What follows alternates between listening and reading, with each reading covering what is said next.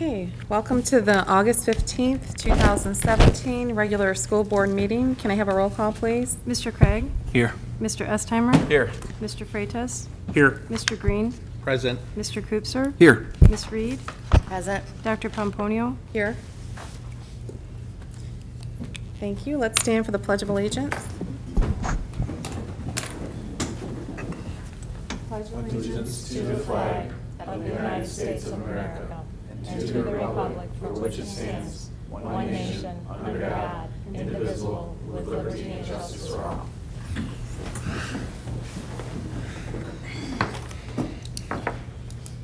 Southgate Community Schools mission statement is Learning for Life, and the vision statement is Southgate Community Schools, the best choice for students and parents. Are there any revisions or to the agenda, approval of the agenda? Revisions? Okay. I'll make a motion to approve the agenda as presented. Second. Thank you. I have a motion by Mr. Craig and a second by Mr. Green. All in favor signify by saying aye. Aye. Any opposed? Motion passes. Okay, citizen comments? Okay, seeing none at this time. Moving on to presentations. First one, we have the construction update with Mr. Kukowski.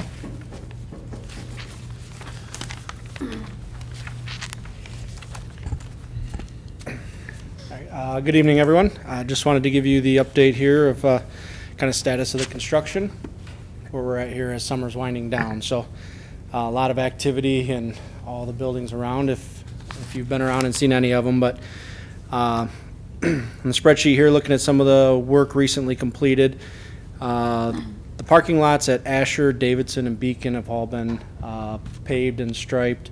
I think over at Beacon they're doing some of the seal coating around the back of the property, but the paving's been done. So they'll start doing some of the restoration and stuff on those buildings here now. Over at Anderson, the student lot, the visitor lot, the bus loop, all that has now been paved. They're starting to set light poles and do some of the restoration and stuff there.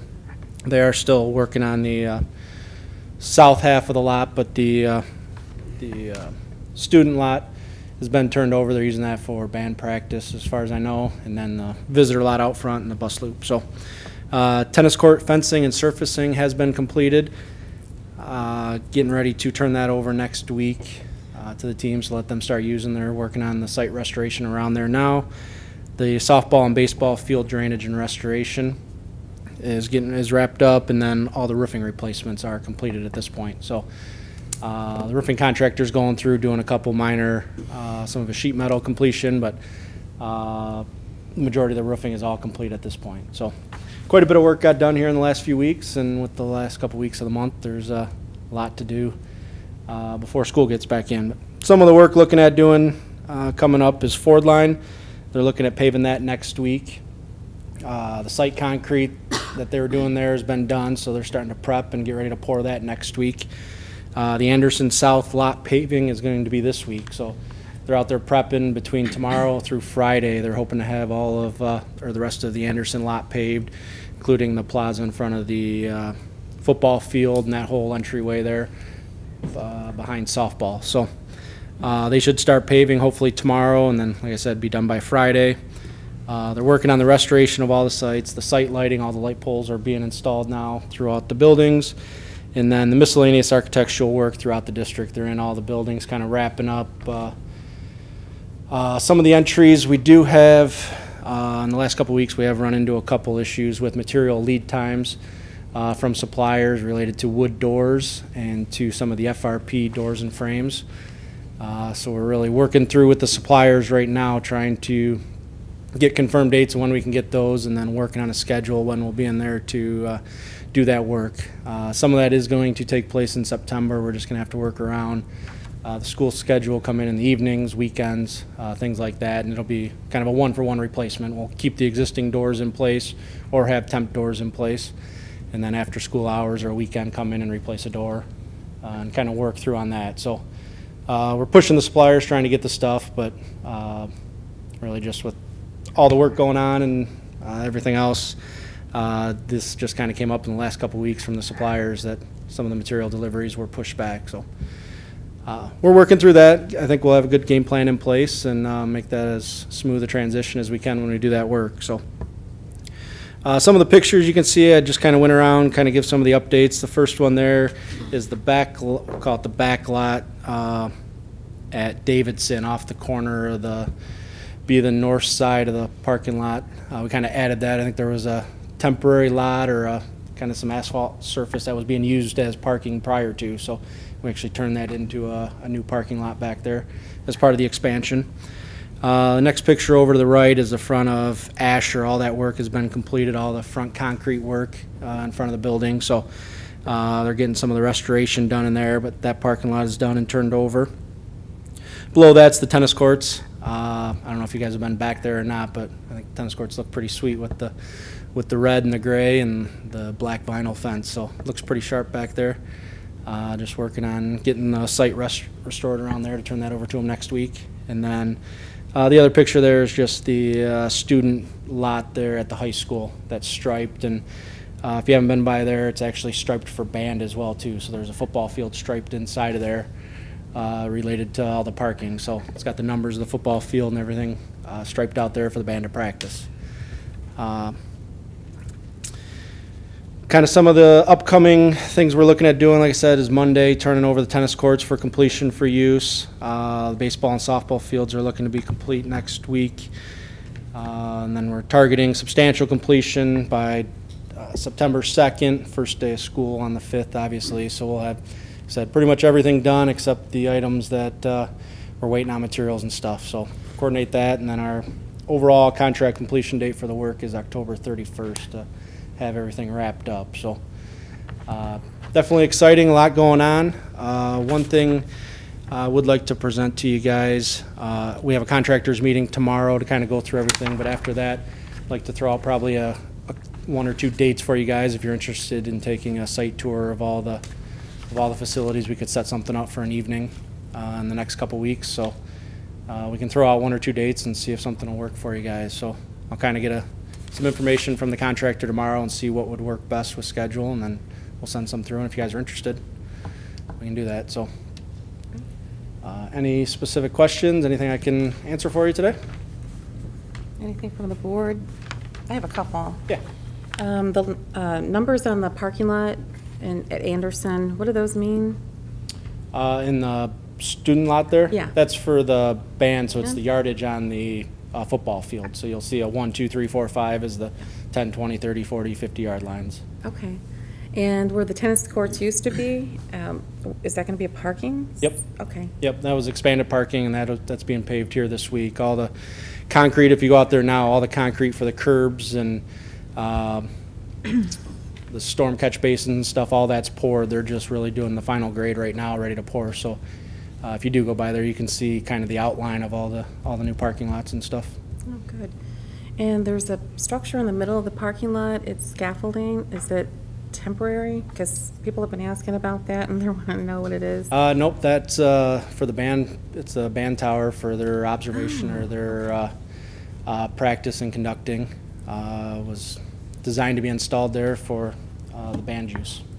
Okay. And the lighting around shelters, is that part of your project? Because I noticed that there's a lot more lighting. I don't know if it's LED, but I've seen people out there working in the buildings.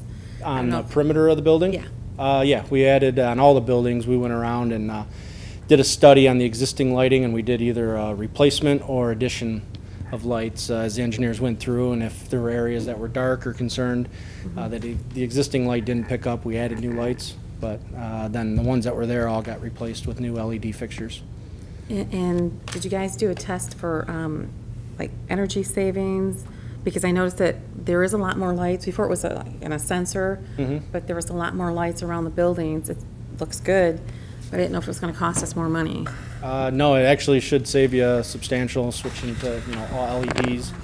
If you notice with like the parking lot lights, they're actually on dimmers and sensors, so they're turned down when nobody's in there, and then if they catch activity of a car coming through or something, they actually light up. So you should actually have a pretty substantial savings with your lighting now. That's I what have a was couple of hoping. comments on the lighting, too. When we were doing the crisis response planning, part of that was to do a risk assessment at each building. And 2 years ago, that team did an assessment of all of the grounds around the buildings in terms of lighting, and we noted dark spots and excessive vegetation, and we've taken care of that. So that plan was actually turned over to the construction company to assist with the lighting. I do know, and I want to say for the viewing audience, that I'm already hearing from some parents that are concerned about the new lights, that they're kind of bright and they shine into my windows. Those haven't been turned over to the district yet. They haven't been calibrated. So some lights may not be completely adjusted or positioned in the manner in which they're going to be when school starts. So I would just add for the public to be patient with us while we get all of our lights on our system and doing what we want them to do. Thank you. That's the part of the comments I was getting too from Okay. some residents there. Okay, That's all I have. Any other questions from the board? Okay, thank you. thank you. Okay, Mrs. Castro?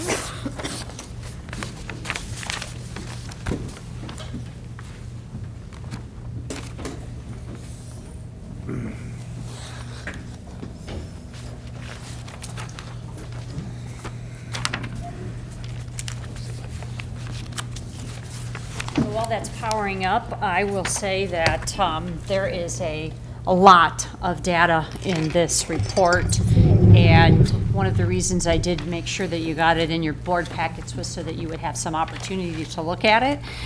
I can spend a lot of time going through it or just a little bit of time going through it, and I would be happy to answer any questions. So I think the data, for example, speaks volumes in and of itself, but I would be glad to show you some highlights. So again, this is our 2017 perception surveys. Most of the surveys were done in March of this year.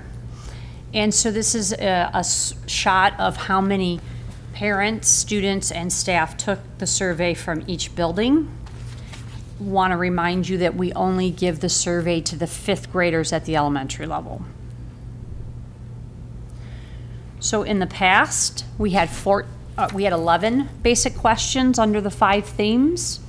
And if you remember when I did the 2016 report, we did some focus group interviews with some kids and students, high school included, and found out that we weren't really asking the questions in order to get the answers we were desiring. So for example, when we asked students know what is expected at school, we asked the kids, and most of them thought we were asking about whether they knew their behavior expectations. And as educators, we were really looking at academically, so we had to split that out into 2 questions. So the question is, for example, students know what is expected of me at school academically, and then there's another question, students know what is expected at school behaviorally. Same thing with the I am treated with respect at school. When we talked to the students, they didn't know if we were referring to adults or other students in the system, so we broke that out into 2 questions. The question that the students were really confused about is, so the question would be phrased like, I know what I'm learning and I know how to improve, and that was really tough for students to really know what we were focused on.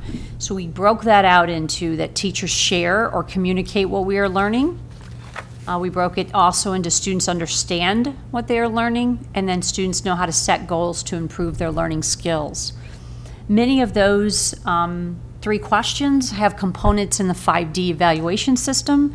So as we're sharing learning targets and success criteria with students, and are we checking for that understanding? So are we just telling them what we're expecting them to do, or are we also checking to make sure that they're on the track and what we're talking about? So those are the questions that were added. So the elementary results, so this is all 4 buildings combined. This year, I also added an overall average at the bottom so you could see the agreeability rate overall. So we have the high there with students know what is expected at school behaviorally. So with the PBIS system, we know that we spend a lot of time talking about what's expected, and that's pretty obvious in the results there with a high of 96. And then treated with respect by other students or peers is the low area there at 70% for students. When we get to the parents section, we have 298%, so both students know what's expected academically and behaviorally. I think that speaks volumes that our parents believe that teachers are really letting students know those two things. And then we're at a low with students know how to get extra help at school. We're at that 71%. So I'd be interested to hear what parents had to say about, so for example, do students feel comfortable talking to the teachers, and do parents know that they've asked that question? When we get to the staff, we know that learning targets, that we expect those learning targets to be visual, and you can see that 100% of the staff believe that academically they're really letting those students know. And then we have the low at students know how to set goals to improve learning skills, a low at 69%. So I hope that when the elementary see these results, that it just inspires good conversation. So for example, if we know that students are struggling with setting learning goals, what can we as educators do to help students be able to do that successfully? So here we have Davidson results. Notice that the averages sort of go down a little bit as the students get older in all three categories: students, parents, and staff. We have some nice high there at 95% that the students at Davidson know what's expected of them behaviorally. And it goes down to 58%. Those junior high kiddos don't seem to be treating each other very well. We also look at that schools are safe is pretty low at 61%. Be interesting to see why they felt that way, but we didn't do focus group interviews this year with this group. So some nice highs there. The parents really know behaviorally and academically, 98%, 96%.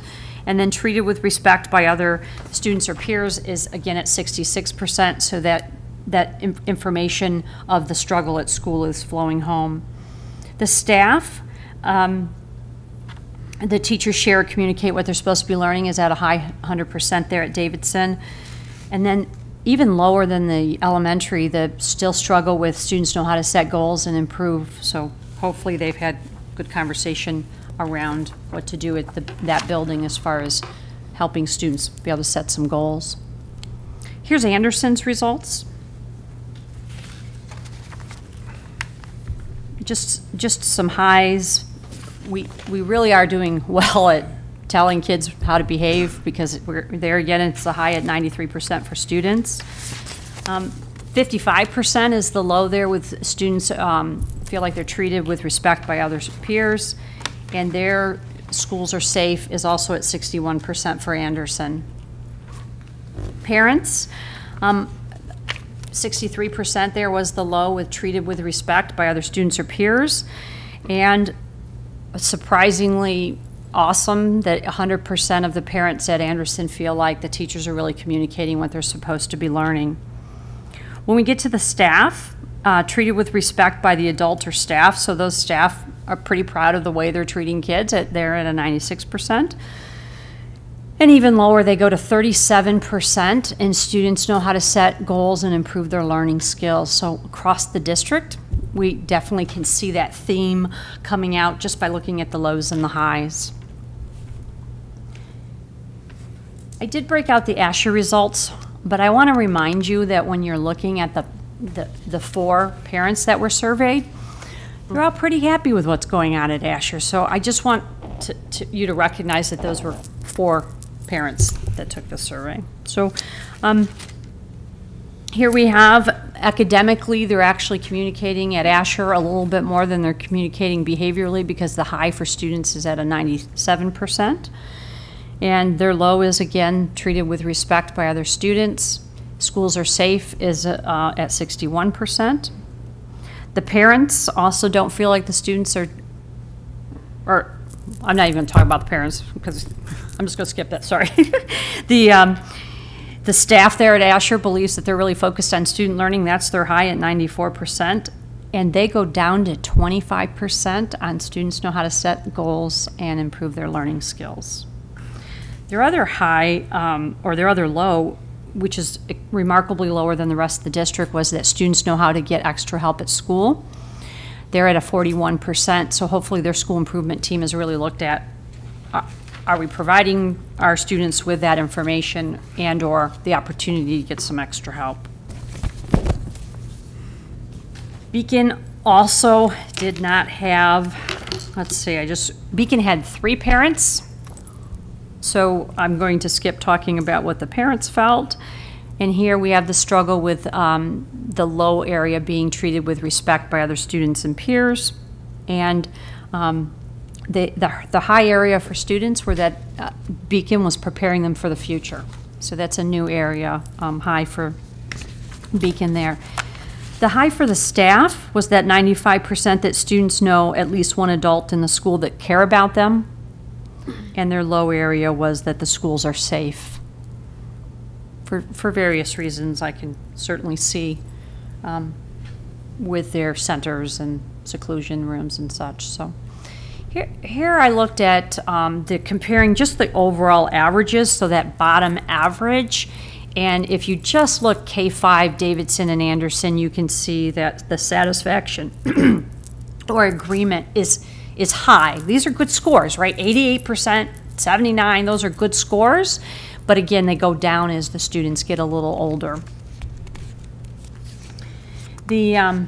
What happens with these results are really an important piece of the school improvement process. Hopefully, the data has been analyzed and talked about and looked at. In the past, the staff needed to answer the following questions. So as part of the school improvement process, they were required to do a report called the school data analysis.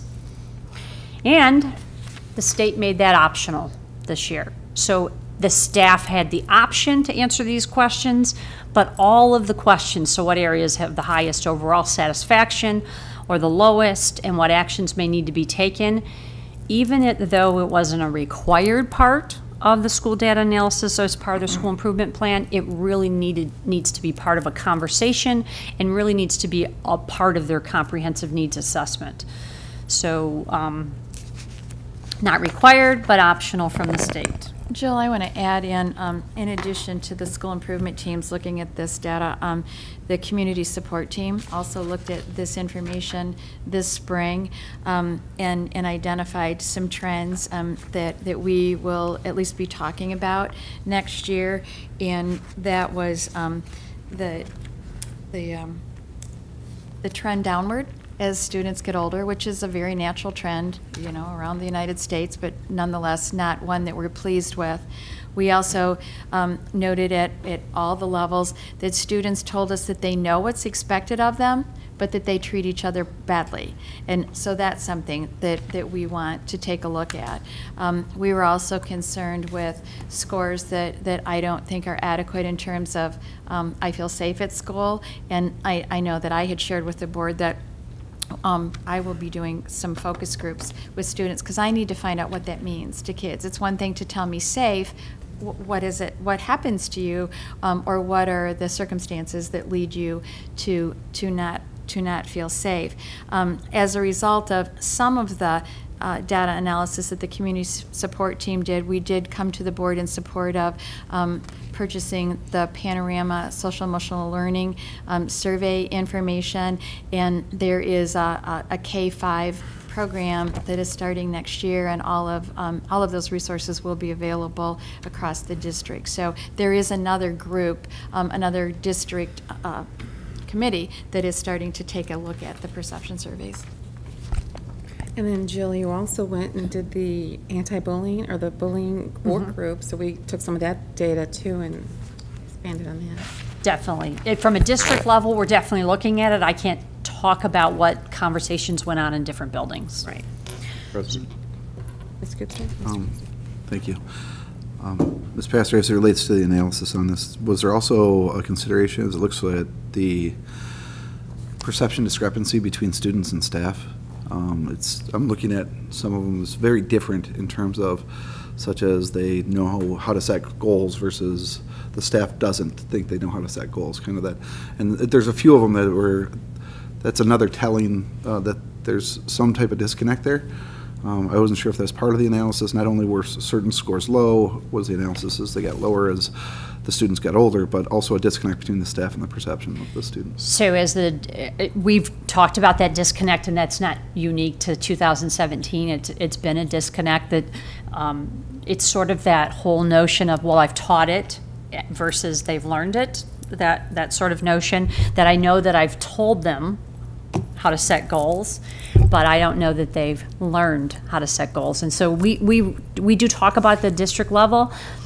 I just hope that those good conversations are happening in classrooms and in buildings where the biggest impact would help close that gap between those levels.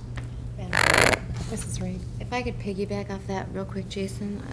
I have the exact same thought. One of the things you said is that at Anderson, the teachers are very proud to have a 96% rating, that they feel that the kids are treated with respect by staff. But then you have 30% of the kids saying no or I don't know, and Davidson is the same. So I think that we need to look into where that gap is, because that just seems, it doesn't seem right. It doesn't seem, there can't be that many indigent kids that, you know, took nobody's going to take it just to be sneaky if they took it. The other thing I do know is we did a poll, and there were tons of parents who never got this this year. And I know we brought it up before when we spoke. So I don't know if that would change those numbers, because more teachers are going to take it because they have the access to do it right there. Kids and parents need to be reminded.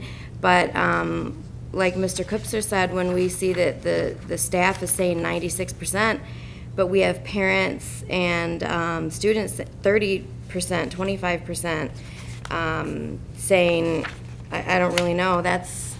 I don't like to see that, especially because, you know, you did a report before, and we know that 86% of the student body said that they've been involved in or seen bullying in the school. I think the teachers should know that, or maybe we should add another question to break that down somehow. So we wrestle with how many questions, and we wrestle with asking the right questions, because sometimes we ask a question and we get an answer that we didn't anticipate getting. The most telling thing that I did was the focus group interviews, just to hear about what did you think about when you heard this question and what kind of reaction. But that would be such a select group of students, and but you glean so much information, and I have encouraged the administrators in the building to have those good conversations with kids on frankly a regular basis. We shouldn't make it an event when Ms. Cretion or I go in and do a focus group interview. It should be we're regularly talking to kids about their reaction to those things. And have we sat down, and is there a group? I know I've been a part of a lot of the parent groups and stuff, but maybe in the classrooms, to be able to, usually at university, even at master's level, they will check in with student body and say, hey, listen, at the end of the semester, I'm going to put this brown bag here. And you guys fill out a piece of paper. If you have any issues halfway through, put it in there anonymously and just tell me what your thoughts are. And if you get 20 kids in a classroom, you're going to probably get 3 pieces of paper that say farts. But the rest of them, you're probably going to get a kid that says, I feel like I'm not understood, or I don't think the teacher hears what I'm saying. Is there a way that maybe we can reinforce that the teachers know that I care what you think about me by maybe doing that? Can I take part of that? One of the things that we're going to be bringing to the board in the near future is a 5-year plan that the administrative team has been working on that includes a lot of these things, and one of those is the restorative practices. And part of the restorative practices is that, you know, after the discipline has occurred, but more important to us right now is the restorative practices that occur beforehand, and those are community circles that build that are relationship building. The high school has has taken that as part of their school improvement plan to start the community circles prior to us requiring it across the district. So there's a lot of information that we're going to be bringing to the board probably in September, and I think we can kind of show you where we're starting to address some of those very concerns. Some of your point about the survey questions is well taken. Part of the Panorama educational program is surveys that tie in and support social emotional learning. So we will be looking at changing some of the survey questions to try to get at the heart of some of the issues that we just don't feel like we're getting. And most of those are divided into areas that would be similar to the CEL competencies for for students, and will support that work that we're going to start in K-5. Now, addition to that, I know this happens in March, correct? This survey? Correct. Okay. And then we had talked in a past meeting of having perhaps another survey closer to the end of the year.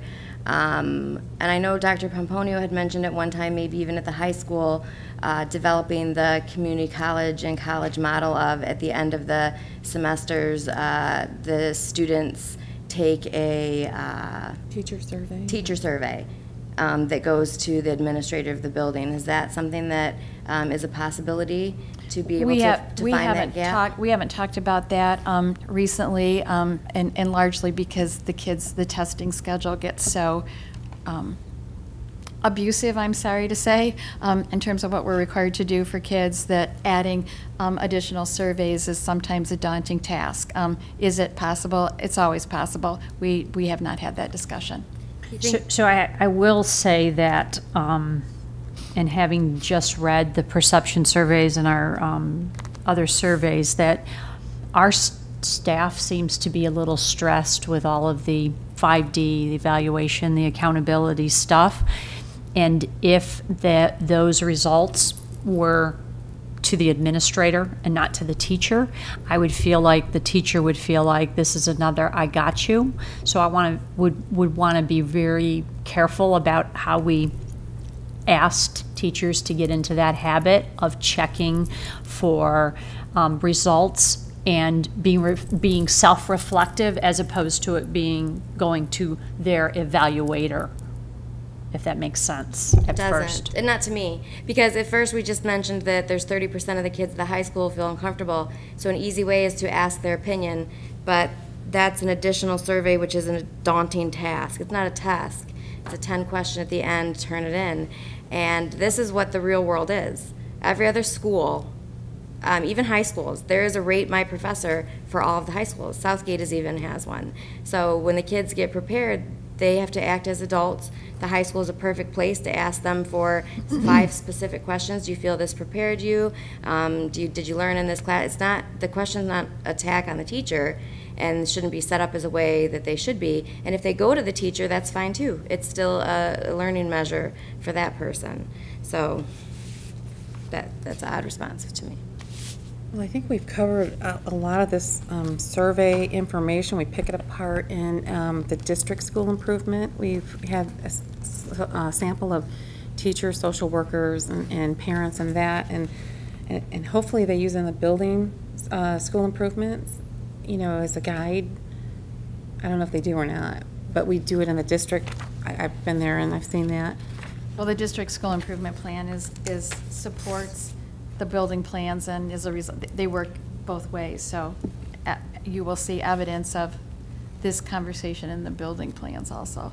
And then the other advisory committee that Jill has, that's discussed in there too, with parents and additional parents. So those are my experiences with how the district's working on it, and the teachers do talk about it, and administrators, and just a sample of people.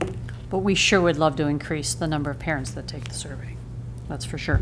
So I just have a few other slides, and with the 7 unchanged questions, I just looked at how we did over time.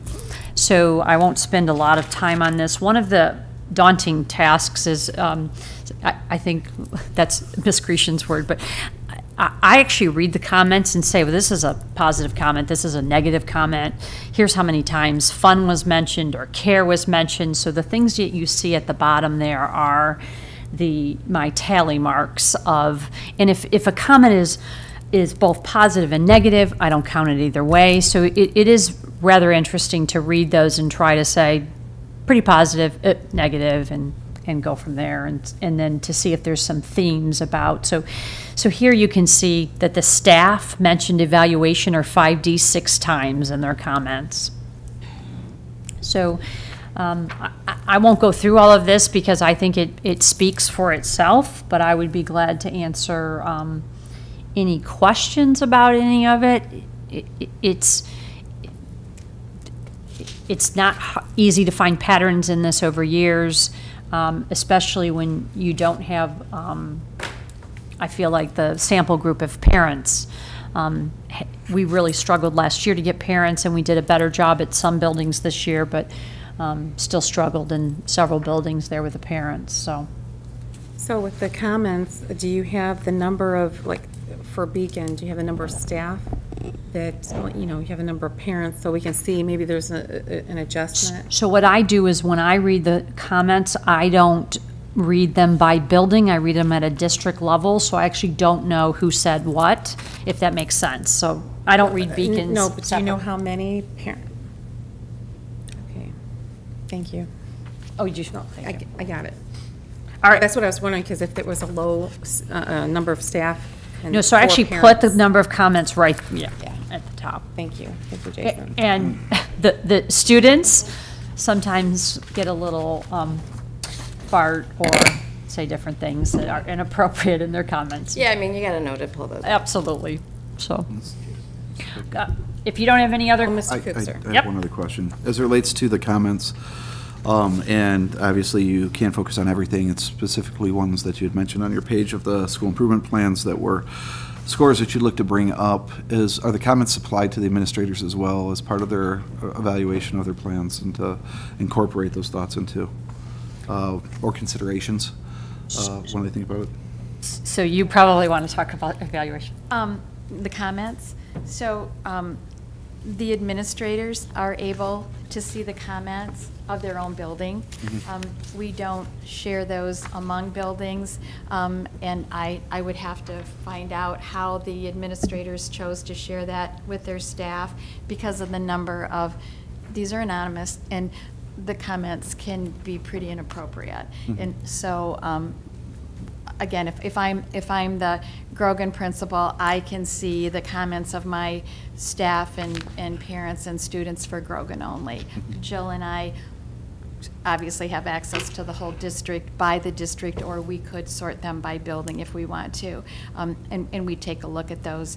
That tends to be a culture piece that I may address with the administrative team as a whole.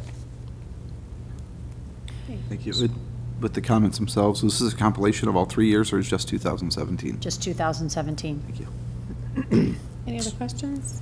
So the last slide is just the overall comparison, the difference between 2016 and 2017. So in only the questions we can compare those 7, we went up 39%, we went down 44%, and we stayed the same 17% of the questions. So what's next is hopefully we're not just giving the survey to give the survey, and then we're actually reading the survey results, and we're looking at the data to say what takeaways and what can we do next, or what. So I can add one more piece to that. The survey results were part of the administrator's evaluation this year. And so I do keep them from year to year, and I do have conversations with specific administrators about the perception results. And for some of the administrators, the results are reflected in what goals I might set for them for the next year. So this information is part of their evaluation. Okay, any other questions? Thank you, Jill.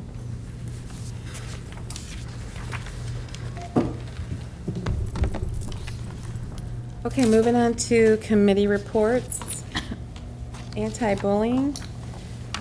We had a meeting, and I had requested information previously from a company called Stop It software application. We reviewed the materials and pamphlets from that company. They sent over some wristbands and some posters.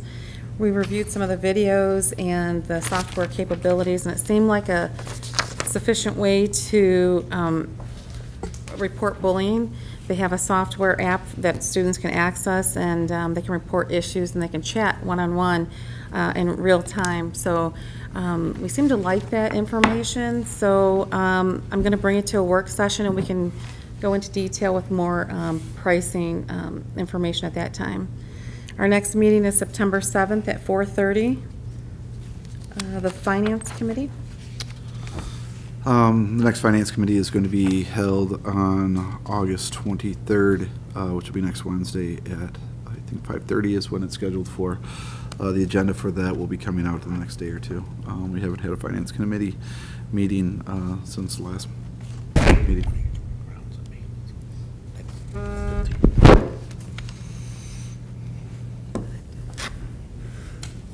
Thank you.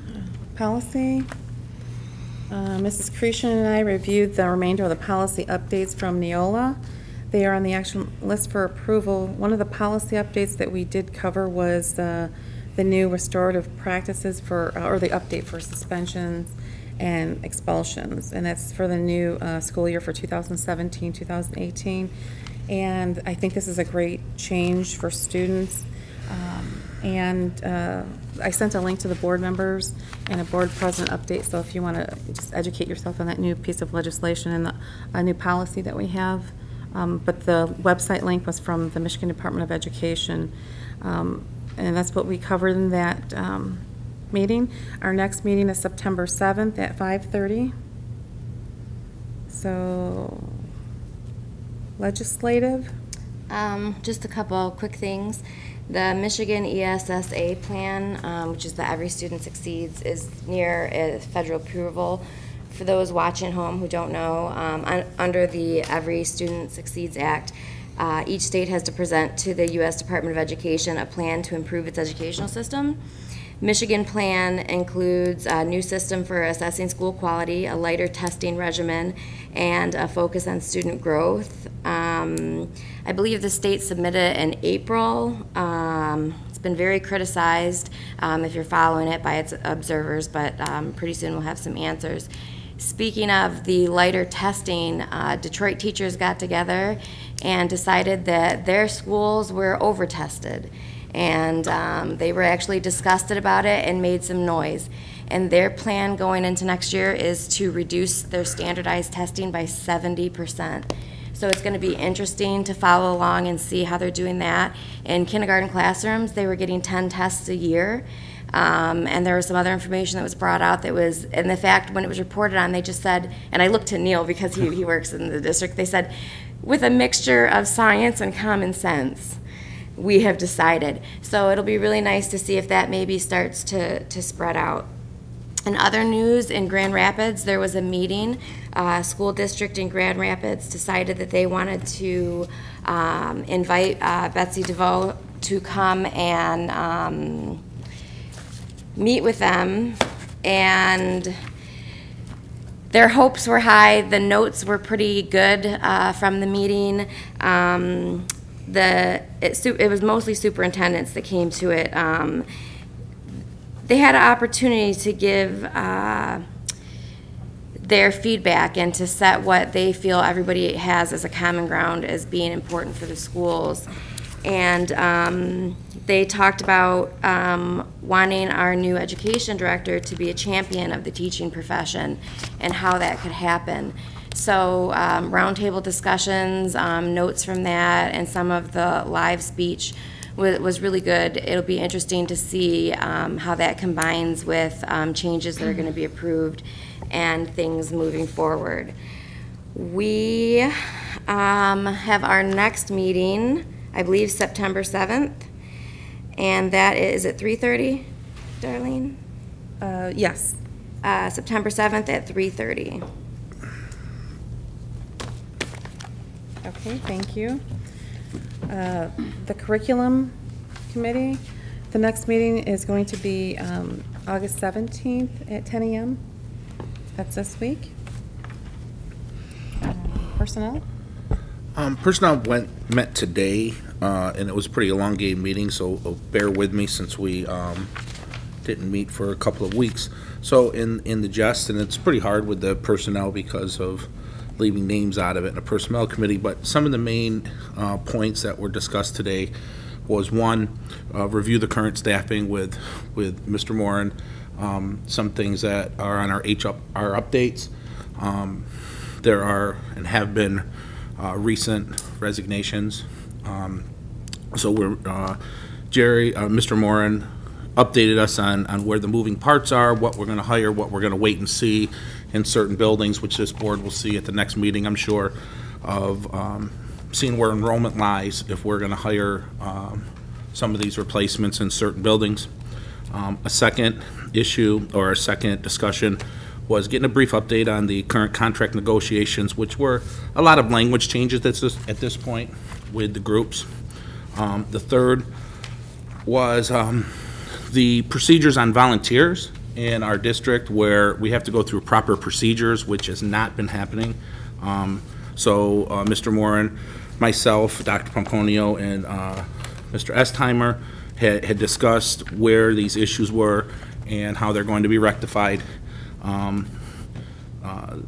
Also, Mr. Moran had talked to us about the appeal process with volunteers also and other issues, if there is an appeal process for any kind of disciplinary action or appeals that deal with any kind of volunteers in any way, and how that has changed and what the procedures are in Southgate Public Schools and through the state of Michigan, so there's a better understanding if anybody has questions.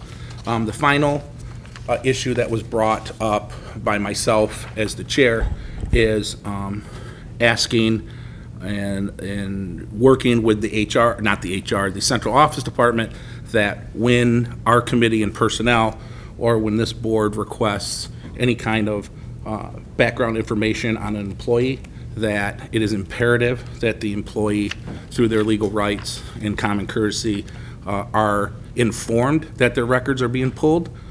We did have a situation where an employee, rightfully so, in my opinion, was upset that their records were pulled for a certain discussion, and he and or she was not informed of that situation. I had talked to this person, and I can't disagree with the fact that this person was upset, and we need to make it clear that when we do pull such records, for whatever the reason, that the person, the employee in this district, has the common courtesy and the legal right to know that their records are being pulled if they so choose to question it, have representation if need be, and so forth and so on. The next meeting for the personnel, we did not set it. I'd have to talk to Mr. Moran. I've already talked to Dr. Pomponi briefly, but I think September 5th may be at 5:30, if everybody's okay with that, tentatively. If not, it would be the following, before the board meeting on the 19th or whatever date that may be, and we'll have it posted appropriately. Thank you. And we also discussed the iChats and the process for the Right. iChats and stuff, so, good meeting. Thank you. Okay, grounds and maintenance. We held our first meeting today, and we had Mrs. Crucian, Mr. Craig, and Mr. Estheimer, myself there, and we discussed the establishing a new mission statement, and also what kind of reports that we need to look at, or that we want to look at. And so we established that the facility assessment process and reviewing that is going to take some time, so we can look at that, our depreciation schedules, and I guess our inventory. Is that with the depreciation? That's part of it. We talked about Nate, about some of the programs that our maintenance director uses, that we would show the committee some of the software programs that we use for monitoring our maintenance, our work orders, the energy management system, some of those systems that we use. Those are the new ones that control the heat and temperature and the air in the buildings. So that one I'm going to update on the next meeting as soon as I can. Moving on to discussion, finance report, Mrs. McLaughlin. In your packets with this board, for this board meeting, was the budget report that I've been providing to the board each month. So it didn't have as many columns because June 30th is our year end. So when I ran the report at June 30th, we were pretty close to completing the closing process and being ready for our auditors. I did put a reminder on there that that information is unaudited. I think it's very helpful to see now, even though expenditures and revenue are not recorded, earned, spent in an even fashion during the year, but then once we get to the end of the year, everything does come together, so you can see preliminarily what some budget variances were. Our auditors are in the district this week, and I am scheduled for the first meeting in October to give an overview of the financial status as of June 30th before the auditors give their presentation. But, you know, it's for your review, a little bit easier. Everything on there is as of June 30th, and overall, I think we did very, very well, but it is still under audit, so I'm just cautious. I think we're fine, but they are doing their due diligence, and we're lucky enough this year to have 4 people in our conference room instead of 3. So I think part of it is they have a lot to do. They are doing a lot of districts. They also are training somebody as well. So, but we are progressing well with the audit. In the board packet, I did provide you with a summary of a preliminary budget update based on the information that I have at this point. The governor did sign the 2017-18 School Aid Act on July 14th, and based on the known changes from that, I provided some estimated revenue and expenditure changes of where we are at right now. So when I presented the original budget at the end of June for 2017-18, we were at an estimated budget increase of $138,000. One of the things the state did recognize that it does cost more at the high school level to provide for the high school students. So we will be getting $25 per high school student, and that also includes the high school students at Asher. And so that's an estimate based on our projected student count. We won't have a final number until our count day, and that's when it's sent up to the state. So that's an additional estimated $33,000. Our at-risk revenue, we did receive the projected additional funding. So that's, and again, it is also based on the number of FTEs. So right at this point, we're estimating an additional $328,000. Because of the adjustment we had to make to our budget with the 15% penalty that was imposed by the MDE with our IDEA budget, and having an excess of cognitively impaired African American students, our general fund took a hit of approximately $240,000. So because of that, part of what we're doing with the at-risk budget is we're looking at areas where we can cover some of the things that we were unexpectedly hit with. And one of the biggest areas is our transitional kindergarten. We did add an extra classroom. So majority of the at-risk revenue is used to cover those costs, and then the remainder we're still on hold until we get we know definitely the amount that we're going to get for the year. The Adult Ed Section 107, we were provided with some additional funding after we had originally submitted the budget. We had to make an adjustment, so they are providing us with an additional $45,000 in revenue. The RESA enhancement millage, when we got the final check for 2016-17, it was actually higher in total for the year by just over $10,000. So I'm budgeting the same amount in 17-18 at this point. So I apply that additional $10,000 to our 17-18 budget as well.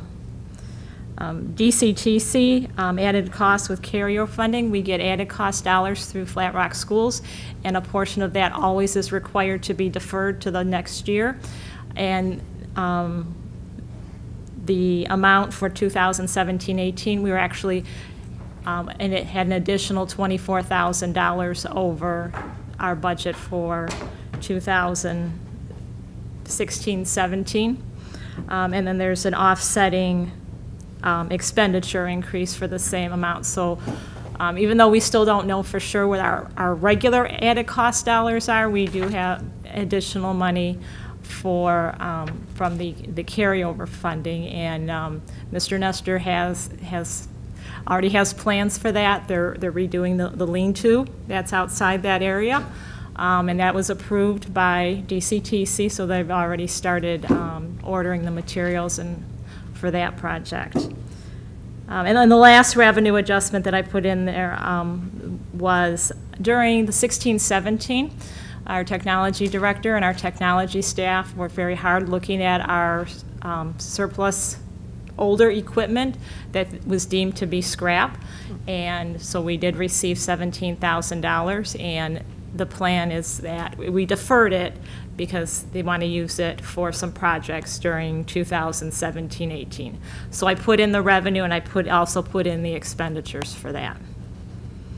Under the expenditure side, I added an additional amount for retirement costs until I can see where we're at with the UAL funding that we get, which is always an unknown until I get that October status report. I still wanted to put a little bit more in based on how we did in 2016-17. We talked about the DCTC supplies, adult education, section 107.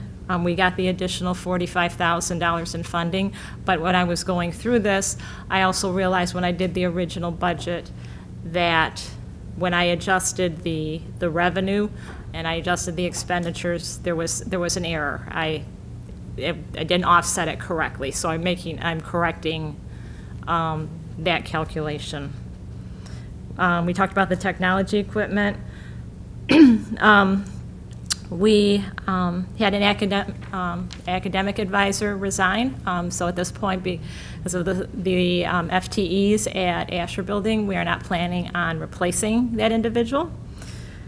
We also had a retirement of an administrative assistant that came up after the budget was presented to you, so we are not, we shifted some staffing, and that we're not hiring an additional staff person. We had an additional half-time person that was helping with special education and with Beacon, and so we're just keeping the staffing the same. So there's a reduction in costs for that, and then the wage and benefit differential between that person and the person that retired, there was some savings as well. So at the time I prepared we are at a amended 2017-18 budget increase. We went from $138,000 to an increase of $601,000. So that's just for 2017-18. My budgeted fund balance at the beginning of the year was $1,842,000. Our unaudited increase in our fund balance for the year ended June 30th, 2017 is an additional $510,000. So we're looking at a projected fund balance at 6/30/18 of $2,954,000. So with that, then the next part was looking at the enhancement millage funding. So I updated, I did a chart during the budget presentation, so I updated that. I updated the revenue for the additional $10,000 that we're projecting based on what we received in 16-17. The budgeted expenditures per the original budget was $533,000, so that leaves an available balance of $853,000. Based on what we know now, and we are still waiting on information, we feel that we have, of that $853,000, we're at a point where we have amounts totaling $600,000 available for maintenance, athletics, curriculum, and other board-approved priorities. So that leaves $253,000 that's still reserved based on future data because there's still information. The key one being our student count at the beginning of October, and the funding that I have to wait until I receive the October state aid status report. So, so that's the update as of this time. Any questions? Mr. Kutzerly. Thank you. Mrs. McLaughlin, on the front of the page that you projected, that cumulative fund balance as of projected for June 30th of 2018 of $2,954,446. Does that with the assumption of the $600,000 that would be available for the maintenance athletics curriculum would be unspent?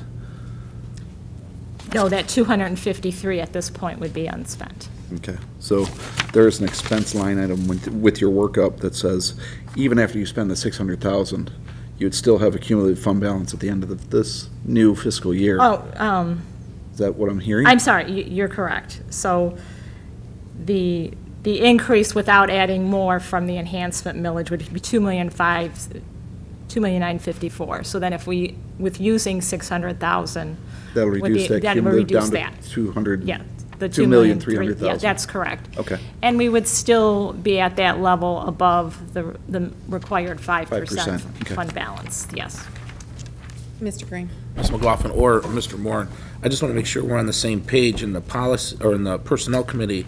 Mr. Moore, you said we weren't sure if we were going to replace the Asher Academic Advisor. Ms. McLaughlin, you're telling us that we think we're not replacing the Academic Advisor, so Let me respond to that. Okay. We are not posting right now. So we have a resignation, which we would typically post right away.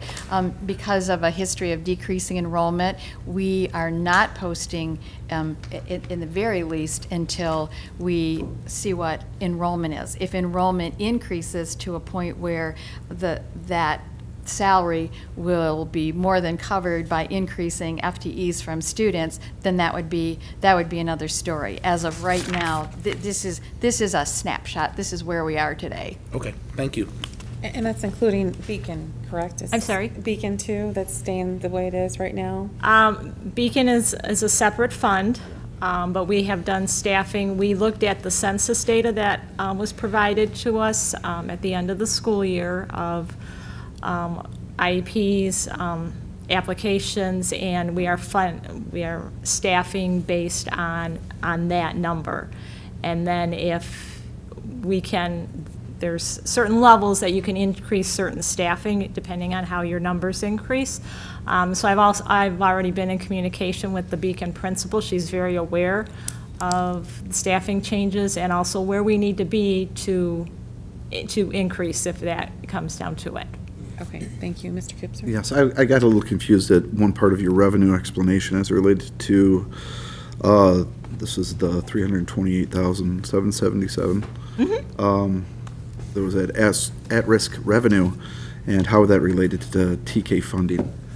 So we already in the original budget that was approved by the board, we have two transitional kindergarten classrooms, so 2 teachers and all their benefits, and that was just part of the general fund.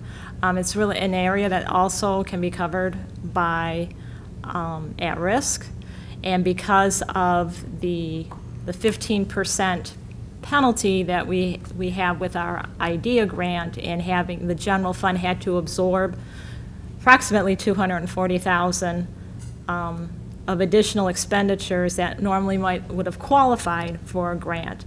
We're taking a different area in the general fund to help offset that amount that we had additional amount we had to put into our budget.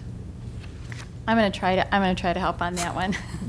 Please. So if you remember, I had shared information that we have several disproportionality issues, and one of those is that the government has determined that we have a disproportionate number of students, African American students, who have been identified as cognitively impaired.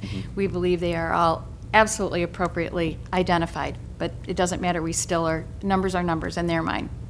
So they are requiring us to take a $240,000 out of our special education monies and apply them toward a general education early support program. So we determined that we would use our current K-5 social worker and add an additional K-5 social worker to provide general education supports for early intervention services on the general education side. So now we've lost $240,000. You know, we still have special education expenses. Those don't go away. So now, in effect, we will have to shift $240,000 out of our general fund to cover the required costs of special education funding. So now that leaves a hole in our general fund. Because we're getting an increase in our at-risk monies, transitional kindergarten qualifies as an at-risk support program, we will shift those salaries into the at-risk monies to keep all of our fund balances whole. Thank you. Okay. That helps. Are you finished? You want to go on, or? That was all, that was what I was presenting to the Okay. board. So that's where we're at. It's, you know, plan is to provide an amended budget sooner than February, hopefully at the end of November, beginning of December. I'd like to get, we need more definite information regarding our student enrollment. Our grant budgets also have to be aligned. There are an alignment, but the correct alignment and the correct areas in the proper function code. So I like to make sure that's in, so we're in a good place with the entire budget. So that's what's coming in the future. And if I get more information before that formal budget, then I will share it with the board. And do we have the delinquent payments at all in here? Taxes, delinquent taxes? For the taxes?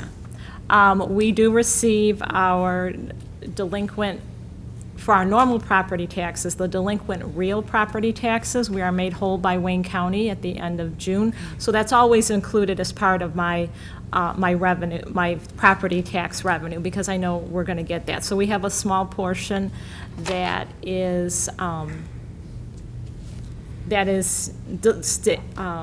personal property that is delinquent, and we get that from the county as they collect it, which is pretty small throughout the year. Fortunately, for our school district and the residents of Southgate and Southern Allen Park, we have a very high collection rate, so that's very small. As far as how delinquent taxes relate to the enhancement millage, I don't have those figures. Wayne County probably does, and probably at our first Wayne County School Business Officials meeting, we'll probably be asking for that information, and any kind of information they have on collecting, and that's basically on a cash basis, and we record what we get it as we get it. So really have nothing to gauge what we might get. So that's additional funding. We will get some delinquent taxes. I have not budgeted anything for that at this point. So hopefully within the next, probably within a couple months, I should at least have some information where I can put some additional revenue into our budget, because we will get some. Okay, thank you. Mr. Gupta? Larry, a couple more questions. As it relates to the overall unedited closeout of the fiscal year, and this will be crudely overgeneralized, but please bear with me. As it relates to the expense, do I understand right that I'm reading on total expenses on page 2 here, that this was, when it shows the available 483,000, that the expenses, what they were budgeted with the amended budget from February, were higher by almost $500,000 than what was actual year to date? And No, and that the revenues were underestimated by, excuse me, they were actually overestimated, or underestimated compared to what it came in at by the end of the year? So yes, the revenue was underestimated by $26,000, and the expenditures were over budgeted by $483,000. So we had a favorable variance in expenditures and a slightly unfavorable variance in revenue. Unfavorable? Yeah, I don't agree with how they do the signs on this report, Okay. but we, So you got more revenue than you expected. I'm sorry, we did. So You're it's right, it is, favorable. that one, it is favorable. I looked at the negative and thought it was unfavorable. Okay. It is favorable. And. So our overall projected increase in our, additional increase in our fund balance is about $510,000. And that was what would be added to the cumulative, Yeah, so that's, Thank you. that's an additional amount to our beginning fund balance for the 2017-18 year. okay. That's what I was reading. Thank you. Okay, any other questions? Thank you, Mrs. McLaughlin. Okay, the curriculum report, Mrs. Pastor. So the MSTEP student level data has been released, and the public release is due by the end of the month. And therefore, it is not permissible to share any school district or state level results with parents, community, or other external parties until the embargo is lifted by the MDE. Ironically, speaking of less testing, the MDE will be conducting required statewide MSTEP science pilot based on the new Michigan K-12 science standards in the spring of 2018. Students in grades 5, 8, and 11 will pilot this assessment. This means that students in 5th and 8th grade will take MSTEP for ELA, math, social studies, and science. These results from science will not be used for high-stake purposes. So our 4th graders will get the relief that they don't have to take the science, but we are compounding the 5th graders with 4 assessments in the spring and 8th grade. They get more time to take it, right? The estimated time to take it is supposed to be 2 sessions of no more than 40 minutes apiece. The notion is that they'll have already been tested, and tested. So the administrators do not even know this, as they are not reporting until Tuesday. This is a recent development by the MDE.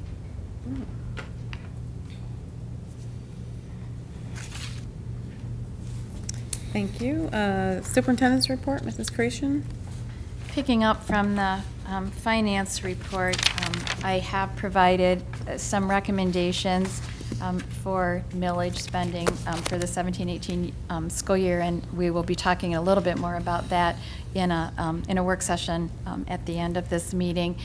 So that information is in your packets. Mr. Kokoski gave us the construction update, and in addition to that, we are all hands on deck in terms of building readiness. That's a focus of the district. So in addition to construction, our custodial maintenance and grounds crew have been working diligently to try to get the buildings ready as they can around the construction. So it's a little anxiety producing right now, but we are making good progress. And I did have administrators have been coming in over the summer to do some work on some big projects, and we are going to be talking about the policy updates. There are several law changes. Dr. Pomponio referenced the law change in expulsions and suspensions, and that requires a lot of changes in the way we do business, and so they've been in working on forms, working on procedures. They come in again tomorrow afternoon to start talking about restorative practices and what that looks like. We will have to change the way that we do some reporting in MyStar for discipline issues. So administrators have been at work for several weeks now trying to be prepared for some of the law changes. And on an encouraging note, we are only the second day into our final school of choice enrollment period. And in 2 days, we have given out 37 packets and 24 have been returned. And over the summer, we have had 73 resident packets picked up and 50 have been returned. So that's some encouraging news.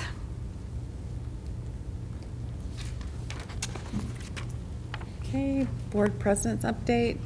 There's some topics that the board will be discussing for a mid-year review. It's like a second board retreat of board topics. I've scheduled a special board work session for August 29th at 6 p.m.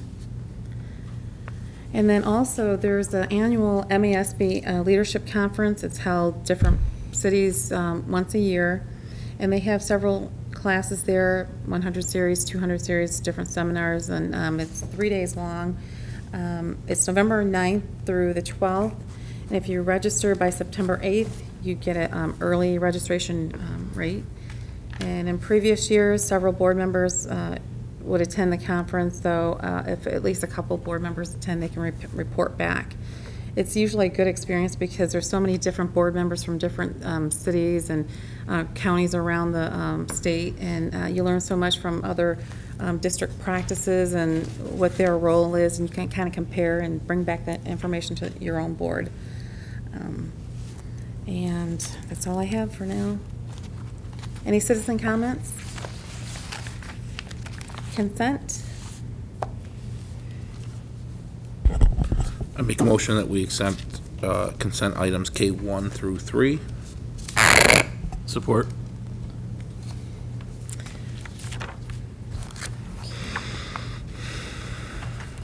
I have a motion by Mr. Green and support by Mr. Craig. Any discussion? Okay, all in favor signify by saying aye. Aye. Any opposed? Motion passes. Moving on to action. Discussion on board policy spring updates. I have some comments.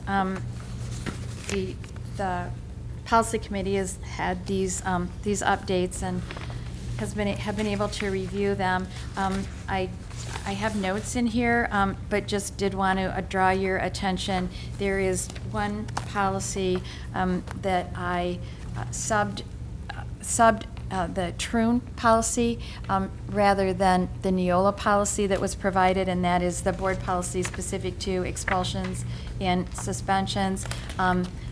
Neola is a national company that matches, laws around a variety of states. They had some language in their policy that I felt was confusing and not really supportive of the law changes. Troon did a wonderful job of providing a recommended policy, procedures, forms, practices for us, and this is the Troon policy, which is why it looks a little different and is in a different type. So that's one thing that I wanted to draw your attention to. I also wanted to draw your attention to policy 8500, and they kind of go in order. If you find that, I'm specifically referencing page 3 of the 5 pages for 8500.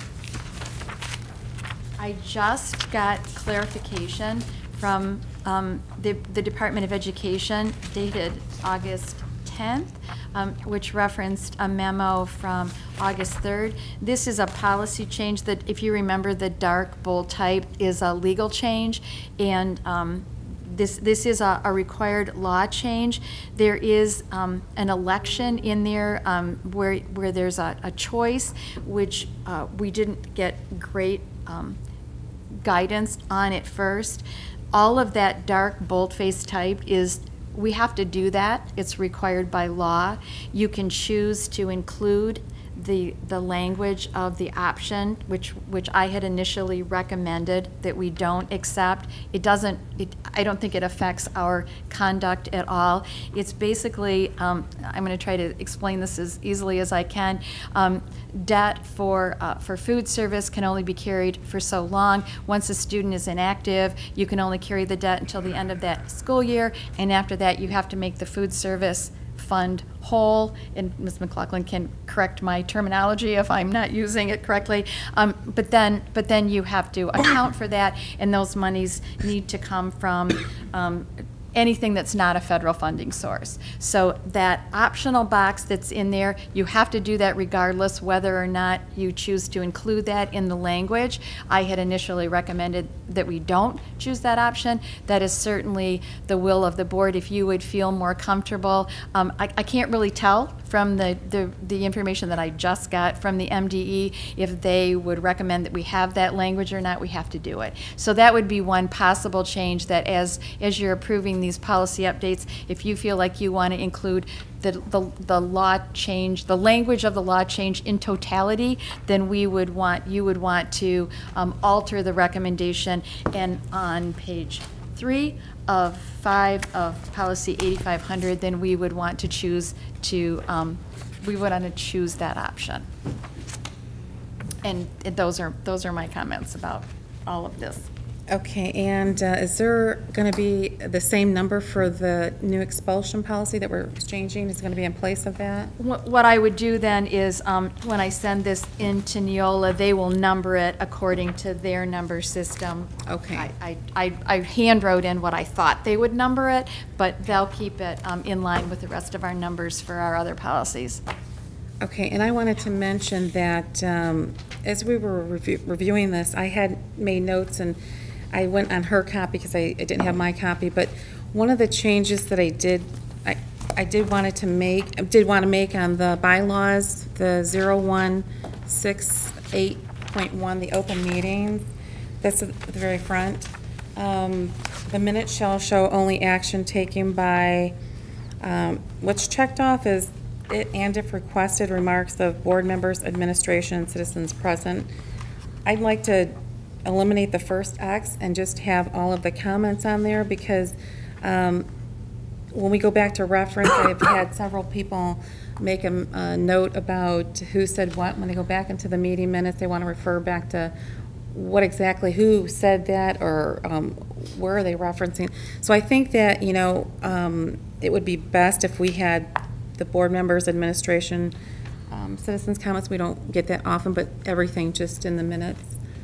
So I don't know what your feeling is on that. I'm sorry, I'm a little confused on what you were saying there. I see it says the minute shall show only action taken, and then it's got the check marks on all of that. Yeah, and then I wanted to make the revision of taking the X off of the first one, because the first one means that if it's only requested by the board members. Oh, so instead of doing that, just put the notes in there or the notations and the remarks by the board members and administration, because right now we get just discussion by, and then we get the administration, but we just get half and half. So if you prefer that we have it just across the board, the minutes showing the comments of each individual board member and administration. So that's what I think that I've heard on several occasions that that's what the preference would be. So I'm throwing that out there. I mean, I don't have a problem with that. We kind of do that anyway, don't we? Don't we have the No. minutes of the, we don't? Well, we get discussion held by, it kind of shifted back and forth, and then in the minutes that we do get, it's mostly what the administration's stating, but some of the board members, it'll just say discussion held. And we used to do it. Do we really need that, though? Our meetings are recorded now, and we can go back and watch the meeting. We are housing those. It is difficult to adequately record all of the individual remarks of the board, and it definitely is going to be a much longer transcription process, especially because often during a discussion, more than one person talks at once. We are maintaining a record of all of those on our YouTube video, so those are never going to go away. If it's the will of the board to have all of that transcribed, then you can't just eliminate, and if requested, we have to actually look at the wording. We have to change the wording on this. Right, because I've had people mention that they've gone back to try to see who said what, if we're talking about a certain topic, but most of the administration comments are there, but not all of the individual board members. So if you're talking about if we're collaborating on a topic, then it might be discussion was held, but if you're stating something that you want to be on the record, I guess, I mean, We giving Teresa a pay increase for this? We don't really need any of the discussion. I mean, it's just the actions that are really necessary in the minutes. I mean, they're recorded. I don't think it's necessary to create extra work on the minutes. so whatever the will of the board is, I just wanted to throw that out there because I have been contacted about this on several occasions, so I wanted to bring that to your attention. My opinion is that if we have this documented recording, I'm comfortable with that. If I want something to be specifically on the record, Teresa told me that I, as a prior board member did, I could always submit it in writing and she can include that in the, you know, if there's something that specifically I wanted verbatim stated, she can make that as part of the meeting minutes. Maybe that's the best way to go if you have a specific topic that you're reading or something, you know. Okay. So, do you want to do a roll call on the? I just wanted to comment on the bad debt policy. Okay. It is required. And just to let you know where the district is right now with this, our inactive accounts at June 30th, 2017 totaled just over $500. So our food service director and the efforts of our food service staff are working very well. I have to say, when I meet with my colleagues, we probably have the lowest inactive accounts or even debit balances. We do have debit balances that stay on the books and are not considered bad debt, because if they're returning, the presumption is that the first monies that are collected for that student's account goes towards the old balance, and so it's kind of a rolling balance. So the inactive ones are written off as bad debts, and the food service fund is made whole by the general fund by a transfer for this amount. So it is a very small amount, but again, this policy is required. Okay, so we're going to change the no to yes on that policy? Well, so you have a couple of choices. Before you make your motion, if there is any interest in changing policy 0160 or electing that optional box for 8500, I think it's more easily done if you have a motion to approve everything except those two policies and pull them out, or how you can do them in either order. If you want to make a change to the recommendations as they stand, you would probably want to pull that policy out and have that conversation and vote on that particular policy separately. This is the way this is presented to you right now as a whole. There would be no changes to 0160, and we did not elect the optional box for 8500, which is an additional clarification of what we have to do anyway. So the 0168.1, that's what we already have in our policy? Yes. I always go in and Okay. match them to the current policies when I present them, and then, you know, and then leave that, then we talk about the options, and then the changes that are required or recommended are noted in another way. Okay, that's what I was wondering, because you did say that that was something that we did have before. Okay, I didn't realize that, but okay. I'm fine with that one, and if it's necessary for the update for the bad debt, that's fine too. And it does reflect what we are doing. Yeah. So. Okay, is there any dissension for wanting to vote the opposite for the change for 0168.1? If not, we can just vote the whole approval of the policies as presented. I'm in favor of keeping it the way it is. Okay. I am as well.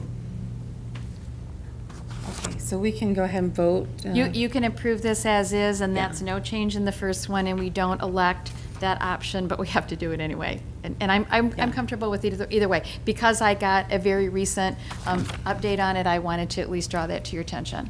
Okay. So if we do make a motion and we exclude 8500, If you want to change it. then we can come back. It sounds like we need to. So then we can just make a separate motion to accept 8500 with the modification. You can do that. You don't have to elect this.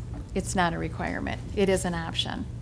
You have to do that, So you but have you to don't do have it. to say it. So you have to do it anyway? Yes, So we can just move this as presented? and You can. Be okay? you can. All right. All right. Okay, can I have a motion? Motion to approve. I'll make a motion to approve the 2017 spring updated board policies from Neola as presented. Need a support? I'd like to, point of order, it's from Neola as well as Therm. This whole packet is what you're approving. Yes, I understand, but one of the policies was not just Neola's. It's also through. Okay, yeah, you may want to change that language. I'll modify the motion to approve the 2017 spring updated board policies from Neola and Troon as presented. Any support? I support. Okay, any further discussion? Okay, I have a motion by Mr. Craig and a support by Mr. Estheimer. All in favor signify by saying aye. Aye. Any opposed? Motion passes. Moving on to action item 2, discussion on district emergency operation plan. All right. I did not print the operations plan. I did provide a copy in your in your Google folder, and this will be available online. It will be available in print to administrators. We typically, the recommendation is never to print copies of your emergency operations plan and hand it out globally to the public, just for some safety concerns. But this is the result of several years of work. We did have a district crisis response committee. Dr. Pomponio was active on that committee through its duration. It had been at least 17 years since that plan had been updated. We did use the Michigan State Police template, and it includes a lot of steps. We did facility assessments. We had teams, going over many parts of this. Another part that wasn't required, but that we use in the district. So this is the plan that you are approving. In addition, from a grant several years ago, these are the emergency flip charts. This is the short version. This is the Cliff Notes of all of the procedures. These are in each classroom, in each area of the school district. The nice thing is that this company is still in business. We were able to use the same binder, which is very expensive, and simply swap out the cards. And so I tested them out, and the miracle of miracles, they fit, and so we can take out the old, we can put in the new, and we will be doing this on one of the professional development days, and I, along with one of the chairs of the committee, will be leading I'm going to call it a training, but it's really a review of the changes in our procedures. So this is purchased and done, and we're going to do the PD regardless. And this operations plan is what you are approving tonight.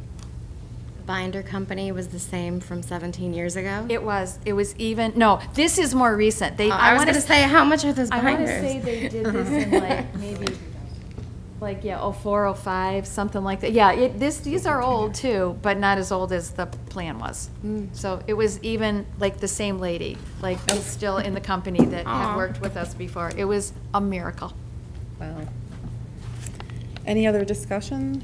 I along with Dr. Pomponio, I had the pleasure of working with with this group of You few did. I meetings. apologize for That's okay, leaving you and I out. just wanted to say that what a thoughtful group. I mean, they rolled up their sleeves and they worked very, very hard on this.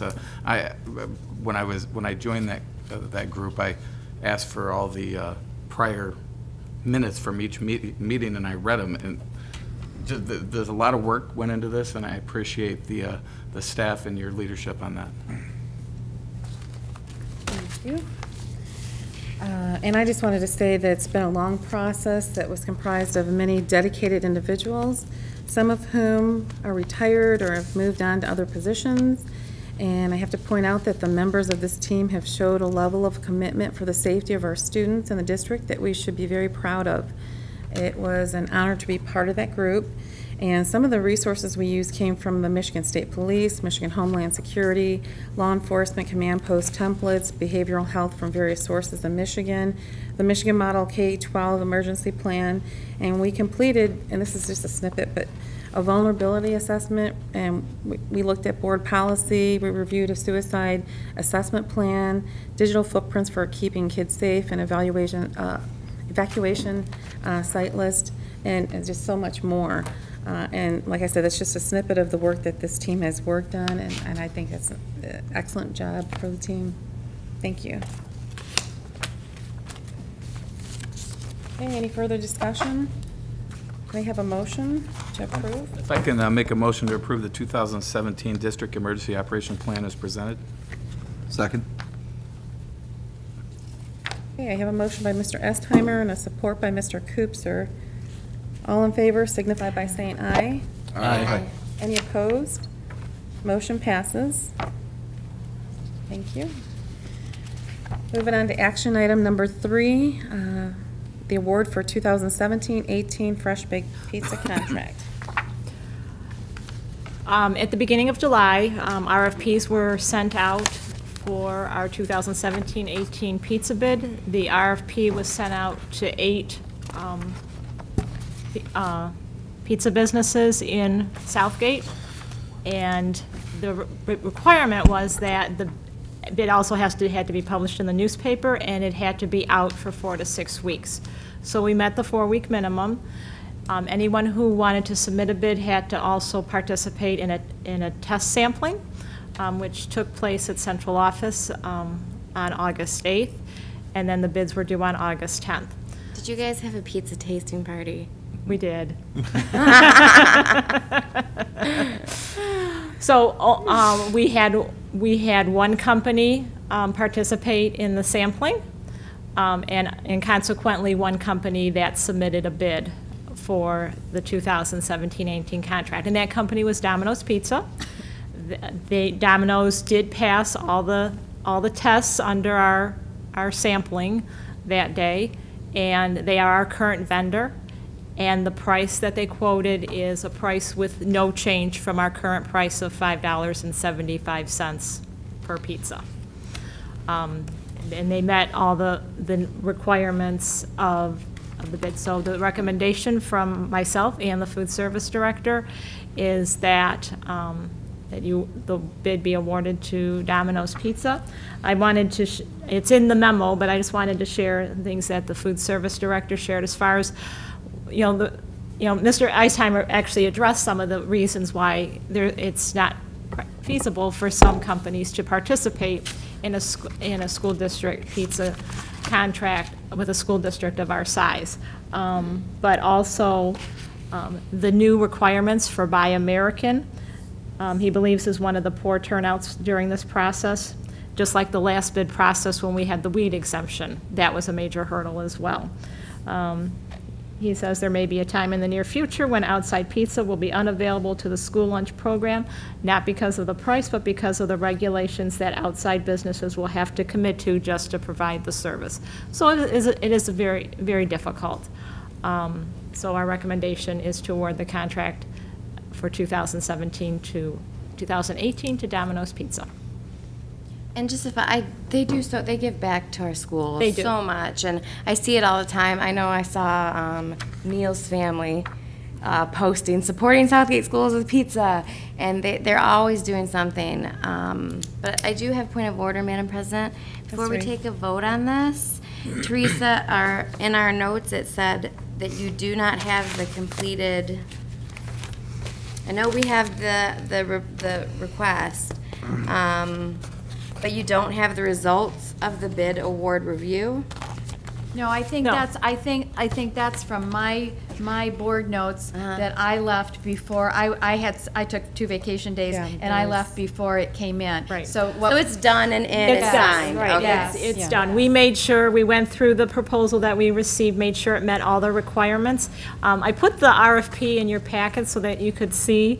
It actually used to be, before this year, a 6-page RFP. It is now a 28-page RFP. And actually, the owner, he did contact me with a couple questions on the forms because they had never had to do a response that extensively, but that is actually in line pretty much what we even do for our construction contracts and all the requirements that we have to have. So they did increase the RFP requirements for this. Mr. Craig.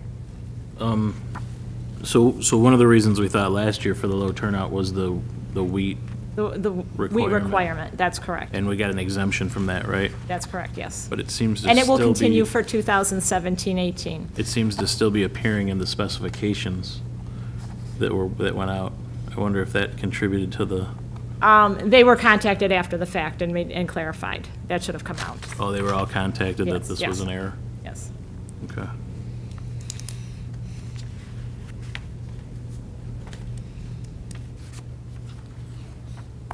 Did you send him a corrected version then? An updated version of the RFP? No, we did not. When there's there's various ways that we can do updates Single page to them. Yes. revision. So we didn't have to resend out the entire board. And we also had actually a ninth company that I think contacted me for information, the RFP, probably based on the notice that was put in the newspaper. And we received one response back. Thank you. Any other questions by the board? Okay, can I have a motion to approve? I'd like to make a motion to award the 2017-2018 pizza contract to Domino's Pizza. Support? Any support? Second. Okay. All in favor signify, I have a motion by Mr. Koopser and a support by Mr. Green. All in favor signify by saying aye.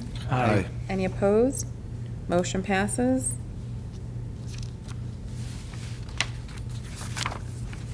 Okay. Any employee? Madam President? Mrs. Reed? You know, I was going to ask when we were talking about this bid, and this might be something for the board to think about. I know that every year someone in the district does that Little Caesars pizza fundraising kit. You know what I'm talking about? Yeah, mostly they're elementary. Did we ever think about what it would be if we set that up where we were just continuously doing that and we baked the pizzas ourselves?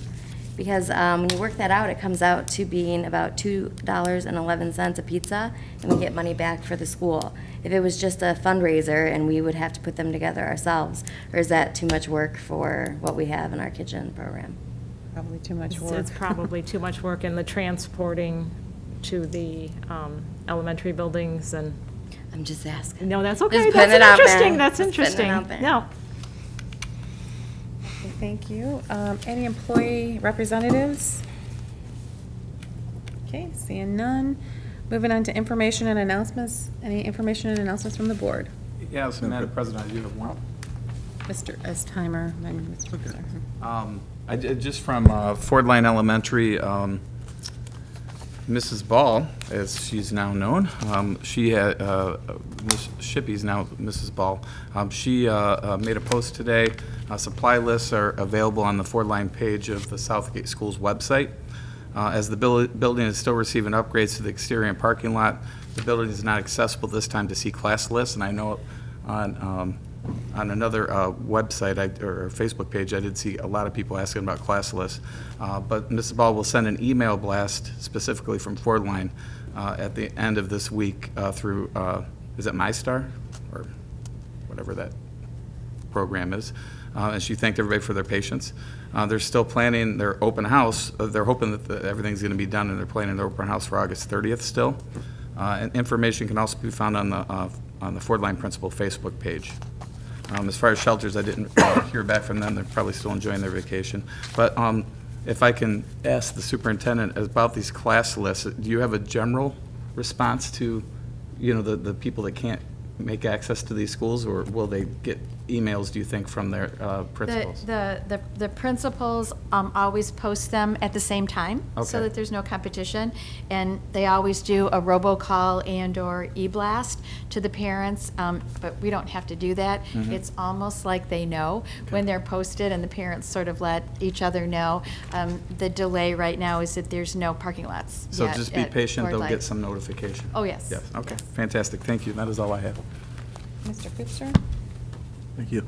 I just wanted to bring attention to, as it relates to the unedited budget and to Ms. McLaughlin's efforts, that as I look at the expenses, the accuracy levels that's there, it's about a 1.2%, or means she was 98.78% accurate as related to her expenses, and her revenues, she was 99.94% accurate on forecasting, budgeting those expenses. So I just want to say good job with that, and Thank that, you. it really came in well, so. Thank you. Thank you. Highly effective. Nothing to say about that survey. Not even on the curve either.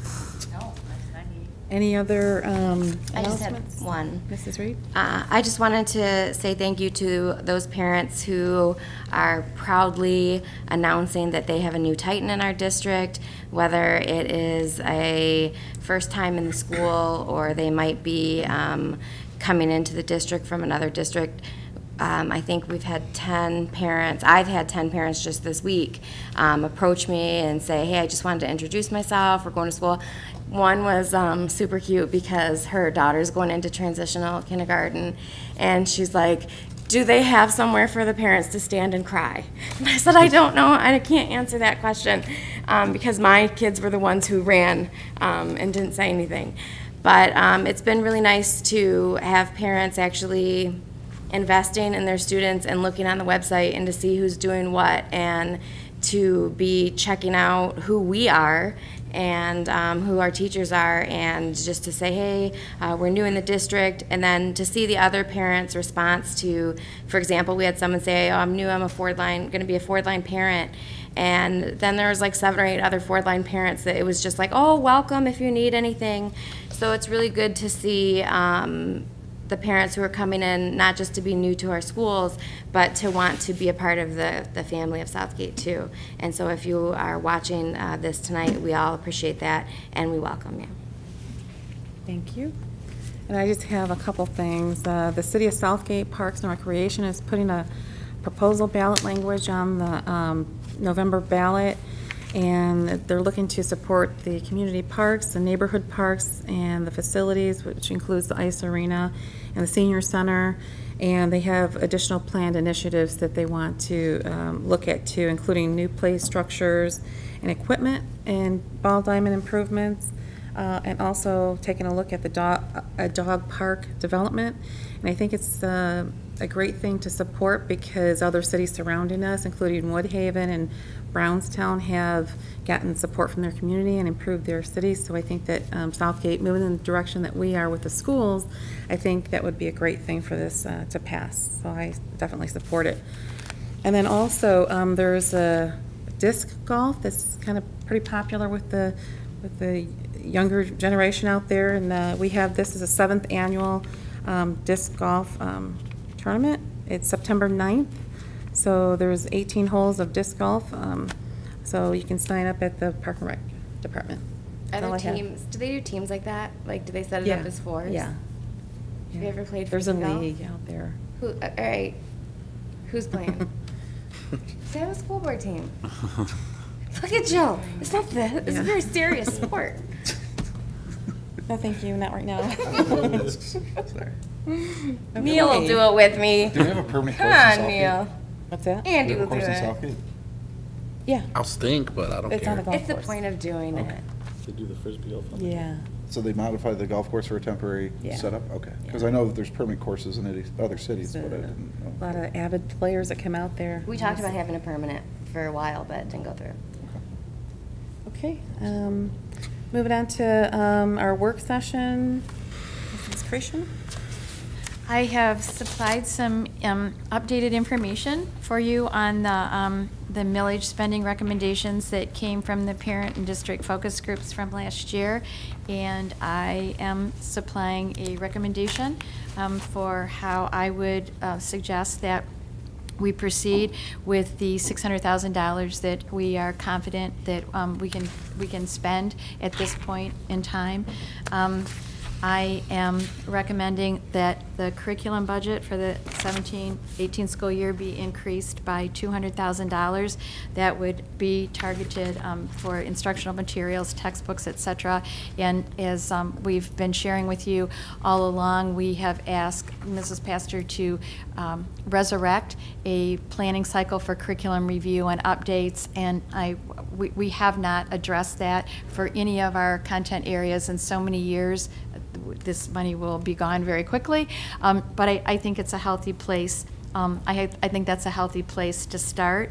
I'm recommending that we increase the maintenance budget by $150,000. That would target some of our preventative maintenance, repairs, equipment. For example, it can easily target some of the items that are on the wish list from the millage spending. We know that we're going to have some additional snow removal equipment that needs to be replaced. Some of the things that are on our list are related to like bathroom upgrades. There are hefty prices of gutting a bathroom being, you know, $20,000, $30,000, but there are many bathrooms that just simply need the sinks replaced or the commodes replaced. Much of the sorts of things that are on this list, Mr. Lay has finished his quick assessment of our playground equipment, and just to replace the bolts and the chains and that sort of things, he estimates we need about $20,000 just to do for all of our playground equipment. Nothing is urgent, but that $20,000 covers a lot of the things that need to be replaced within the next year. So those are the sorts of things that money would target. We've not had money to do much preventative maintenance in a very long time. I'm also recommending that we add $100,000 to the athletic budget for the purposes of, I did these sort of in a different order. Mr. Pinkowski has done a stellar job the last few years of spending less than we budgeted by anywhere from $20,000 to $30,000 a year.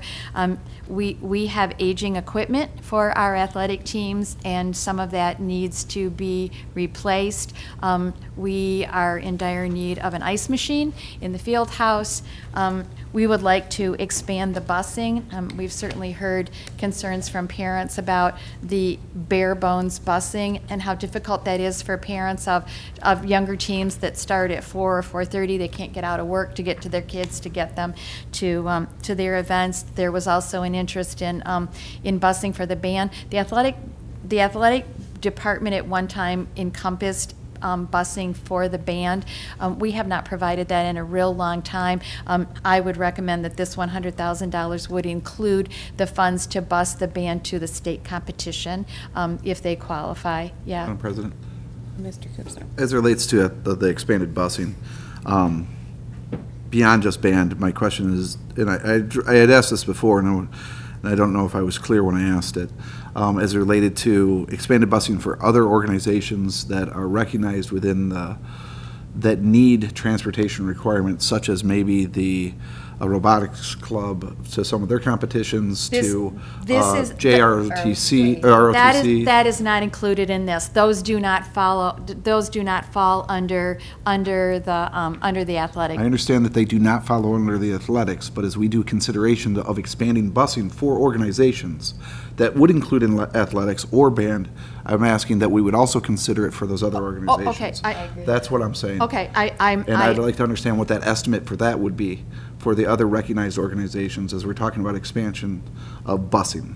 That I don't have those figures. That has not appeared on any of the wish lists, and so that would certainly take some time to compile that information. And so let me come back to that thought as I go through this list. I sensed a great interest at a recent board meeting, at least on some of the board members' parts, on the addition of an athletic trainer back into the district for safety concerns. So these are estimated costs. And there's some sense of urgency to making decisions about some of these. Obviously, we can add, we can increase the curriculum maintenance and athletic budget at any time.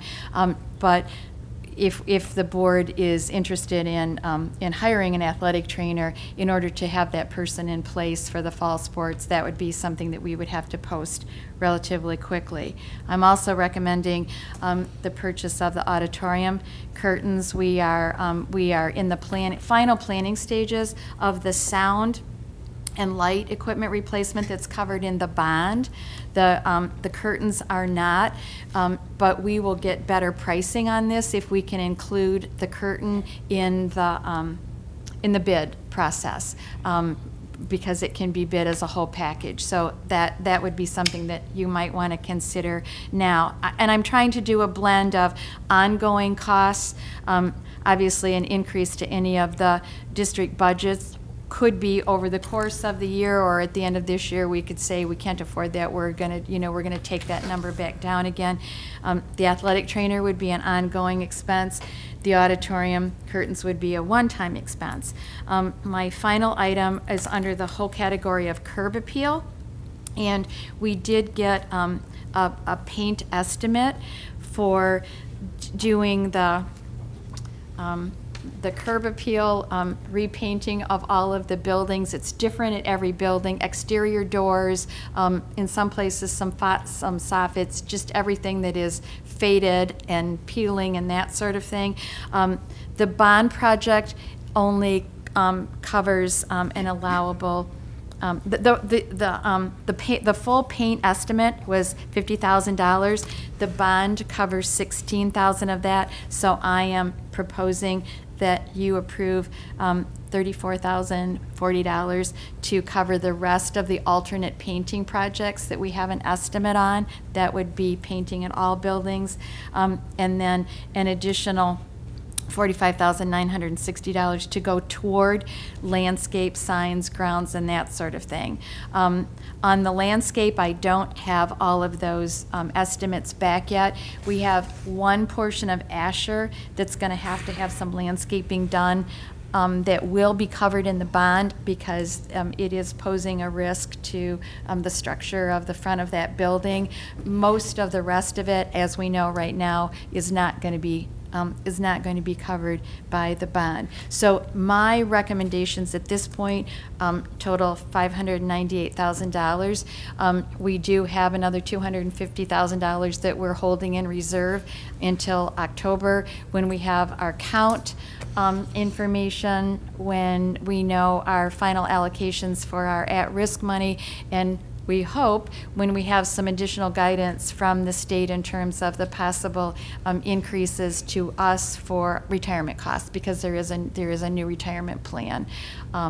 So you can cherry pick these, but this is what I'm bringing to the board tonight. And if you are so inclined, I would say the things that I most need an immediate response on, and this does not have to be an action item vote, it can be a consensus vote, would be the painting, if you would like me to proceed with getting some estimates for landscaping, the auditorium curtains, because we're about to put a bid proposal together, and the athletic trainer, because we need to hire that person if we're going to do that.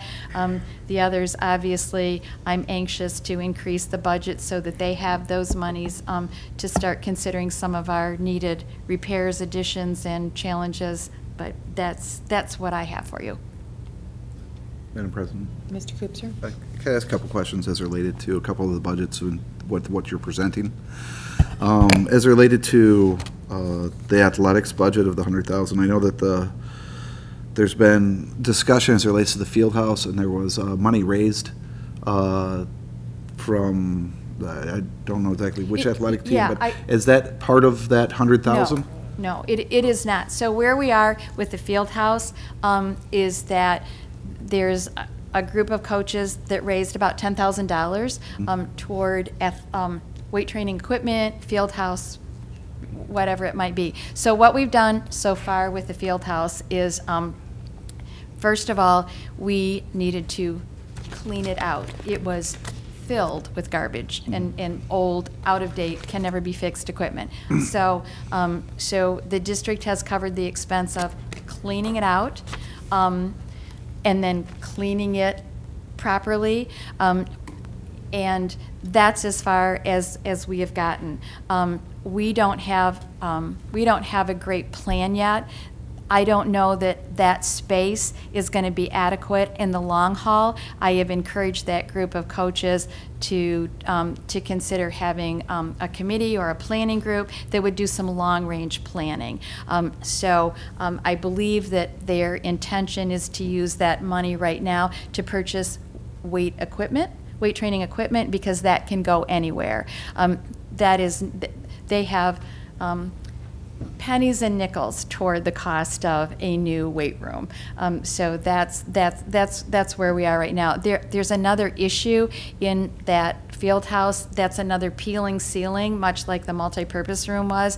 It's going to quickly become a dangerous situation. We're waiting for the painters to give us an estimate on sandblasting and repainting that. And that, depending on that cost, that may or may not come out of athletics. That I'm not that far along yet. Okay. Thank you. My other question is related to the maintenance budget that's on here. Repairs equipment, we talked before about bathrooms. Yes. Replacement of bathrooms, is that included within this? And would that be something we should consider So in that space, or is something we would want to save for maybe a couple of years and then do the replacement or things like that? So maybe yes, mostly no. So when you go back to the original information that I had given you on the wish list, and this was just a real general, the architects walked through our bathrooms, and we have a plan, and they identified the worst bathrooms. So for instance, a total upgrade of the women's bathrooms in the field house, and that was going to be gut everything, was $30,000. We have already chosen to spend district money, and what we're going to do for this year is we're going to replace the sink, we're going to replace the commode, we're going to paint a little bit, replace the light fixture. We're just going to clean it up a little bit and be on hold. Some of the other things that we were concerned about, like bathrooms, I'm trying to find where that was. Bathrooms at Davidson, the ones that were the men's and women's bathrooms, which they are recommending a complete gut job, that's $160,000. So that's for the next phase of this. However, on their plan, other places in Davidson, Anderson, wherever, there are some bathrooms that just need one urinal replaced. And we have not always had money to do that. So this maintenance budget could and would include replacing one broken urinal in a bathroom that's otherwise okay. Thank you for explaining. Yep. Madam President? Mrs. Reed? My thoughts on this list, and you'll have to excuse me, something that's stimulated that little light on the little green light that's blinking is making my tick happen. As far as maintenance, I 100% agree with this. $150,000 is nothing. I remember when we sat here not too long ago and had to replace a bat wing that we weren't expecting, which was $70,000, and had to scrape together with that. And definitely do need some of those small in-house things that do add up. With the curtains, is that at the high school or is that the middle school or both? That's the high school. The only Just the work, high school. the only work right at this moment is on the high school auditorium. I do agree with that. I know the middle school just had their floor redone, which was a fundraiser that the parents did, which was nice. So it would be nice for the high school to have that. Curb appeal, absolutely. To start getting bids on that, I would definitely be for that. Curriculum, want to increase it by $200,000. Now my question is, in a few meetings ago, we had a report that in the last few years there was a large amount spent on new curriculum. I don't remember what the amount was. 600,000. 600,000? So that was the year before we went into debt.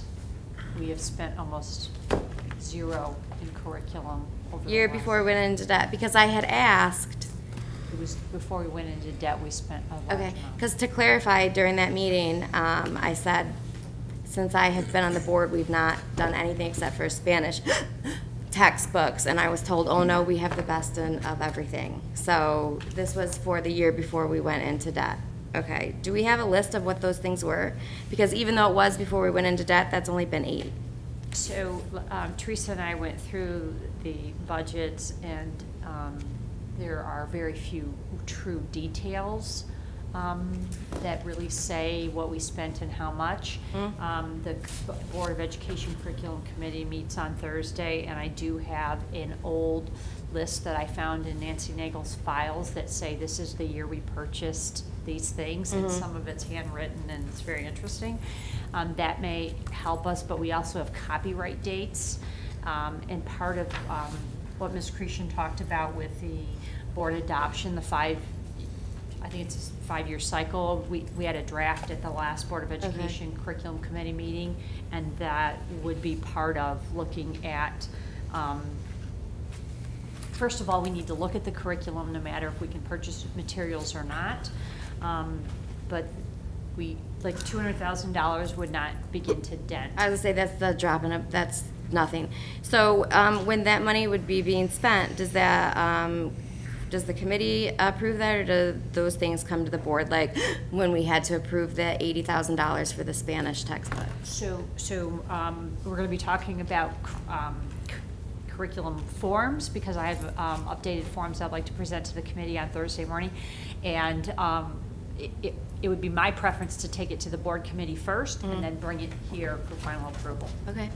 Are you, but I think you're also asking about when we make curricular purchases. Yeah. Those, like, if it's a new textbook adoption, how does It that always get comes approved? to the board. It always So comes any to the new board. adoptions always come to the board. Things like, so there's replacement books, there's a, and I don't have it right in front of me, but there's a 7th grade book that's completely falling apart that they begged me to buy. It's like $700 to buy a classroom set of books. That wouldn't come to the board for a vote, because that's a replacement Right. of things we've Right, I used. understand that. But any new materials would come before the board. Okay. And then athletics and the athletic trainer. The first thing I do want to remind the board that although we did remove the pay-to-play, we took from the millage the amount that pay-to-play was, and it went back into the general fund, which may be used to support athletics. In addition to that, we're being on the board for 8 years now. The budget, I don't know why, but the athletic budget has always been something that is like some form of math that we can't figure out, because no matter what happens, it continues to grow. If we add another $100,000 on it, and we do the athletic trainer, we're looking at almost $1 million athletic budget. And you know, I don't really know how I feel about that. I totally agree with Mr. Kupser when we're talking about expanding buses, equipment, and supplies. And one of his examples was JROTC. This was the first year since I've been on the board that JROTC has not been totally self-funded. They got $900 awarded to them this year. They bring in 1/3 of the FTEs from the DCTC program. So ROTC brings in, is the only athletic program that brings in close to $30,000, and they sell meat sticks all year long to buy their own shirts, and they don't have transportation to anything. So that's another thing to think of. With the athletic trainer, I went through some old budgets that I had from when we had to start making cuts, and there were 3 different numbers for how much we paid the athletic trainer. So I was a little bit confused about that. But with the athletic trainer, from what we heard about when Mr. Pinkowski was here, will this be someone who is at sporting events for safety, or is this also going to go back to the person who is in the weight room, who is helping kids in the weight room or doing a part of that? Or is this specific to safety on the field during athletic events? I don't recall the trainer in the past being in the weight room unless there were kids in the weight room also at an athletic event. I don't think the have that question is more history. so, will they be present at practices as well Yes. as at competitions? I think that weight room is a very specific location, but would you be using this training facility person, whatever, what is their span of, They are primarily available for competitions. For But competitions. it all depends on how much money we want to spend and our schedule and how and where we can spread them around. And have we looked into, and Andy, then I know, because you'll probably know the answer to that, have we looked into anything aside from, because you're talking about one individual athletic trainer. There are several schools that provide, my husband is a paramedic downriver, and they work with the paramedic companies, and you can rent the paramedics, and you get 2 people for any of your activities, and it's a per diem or an a la carte type deal. They're trained well over and above. They already have the necessary equipment there where someone wouldn't have to be called in if there was an issue. And when I did some math on it, it's more people for more events and cheaper. So have we looked at that option, or are we just wanting to have a stated athletic director? Well, we did look at those options when we first had to lay off the trainer. I don't know what numbers you're referring to, but at one point we did lay off the trainer before spring season started. So there may be a difference of salaries in there, and you would have to, Mr. McLaughlin can address those issues. If you have a lot of questions, obviously I am not the athletic director, and if you have questions beyond what I can answer tonight, we invite Mr. Pinkowski back to our next board meeting, which is the second weekend in September. When we first had to lay off the trainer, Dave Pinkowski contacted multiple colleges and agencies, and we looked at a lot of options, and we could not find anything that was cost effective or that was able to supply any level of regular attendance at our high impact events. I just, again, want to say, and then I'm done, when we're getting close to $1 million athletic budget, and that does not include fundraisers or boosters or anything like what the coaches did to bring together money for the field house, I think we have to take a look at that, especially when we have other reports to look at. How are we doing with our student growth and where we are with that. Athletics is important. I get it. I was a student athlete all through college.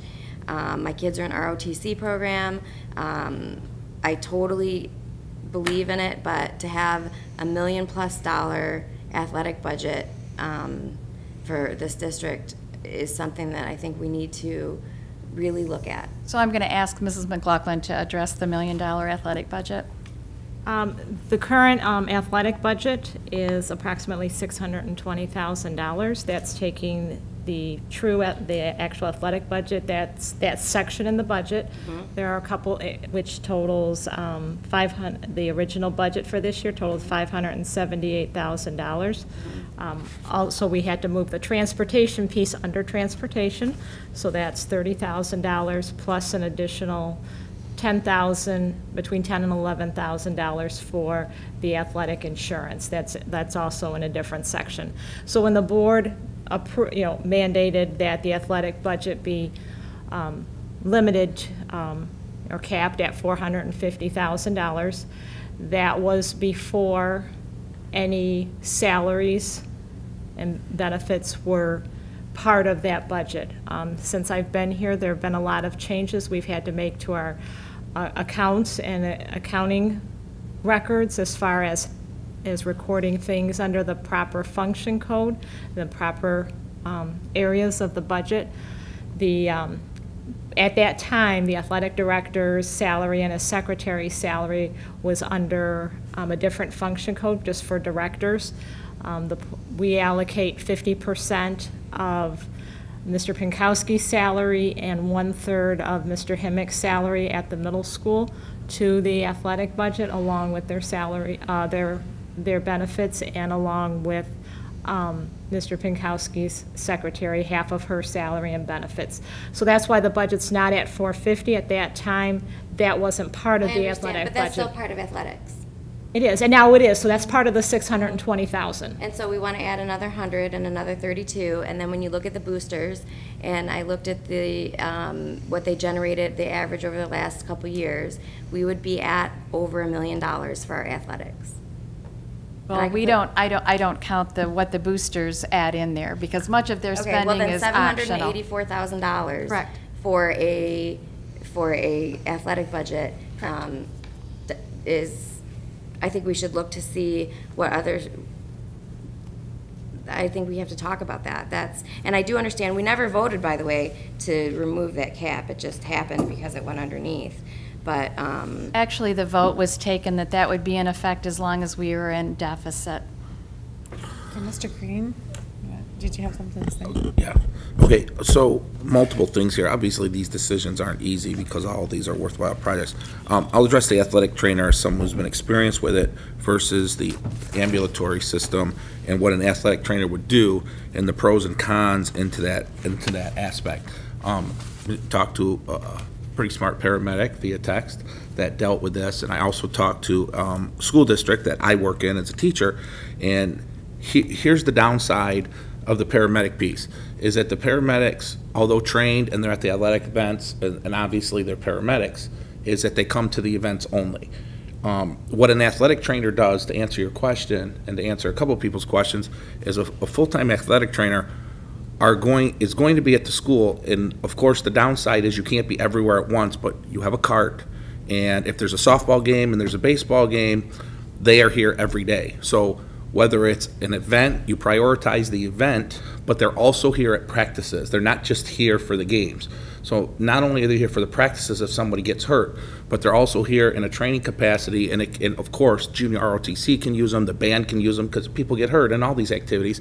They also are schooled as an athletic trainer to help rehabilitate or notice the injury, and if somebody is hurt, they're there that day. They multitask. I've seen athletic trainers at work where somebody gets hurt in softball, you have a walkie-talkie in spring, they go there, but if there's baseball practice and somebody gets hurt, they can be inside working on people continuously 5 days a week, not just at events.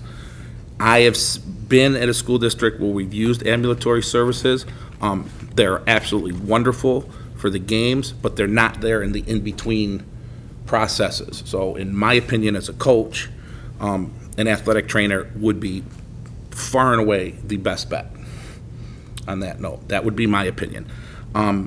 Just staying with that, I feel there's two things. I said this at the last board meeting, that our two priorities are to keep our children safe in any capacity, which I think that would contribute to, and to educate our children. The other stuff is, you know, to me, give and take, whatever.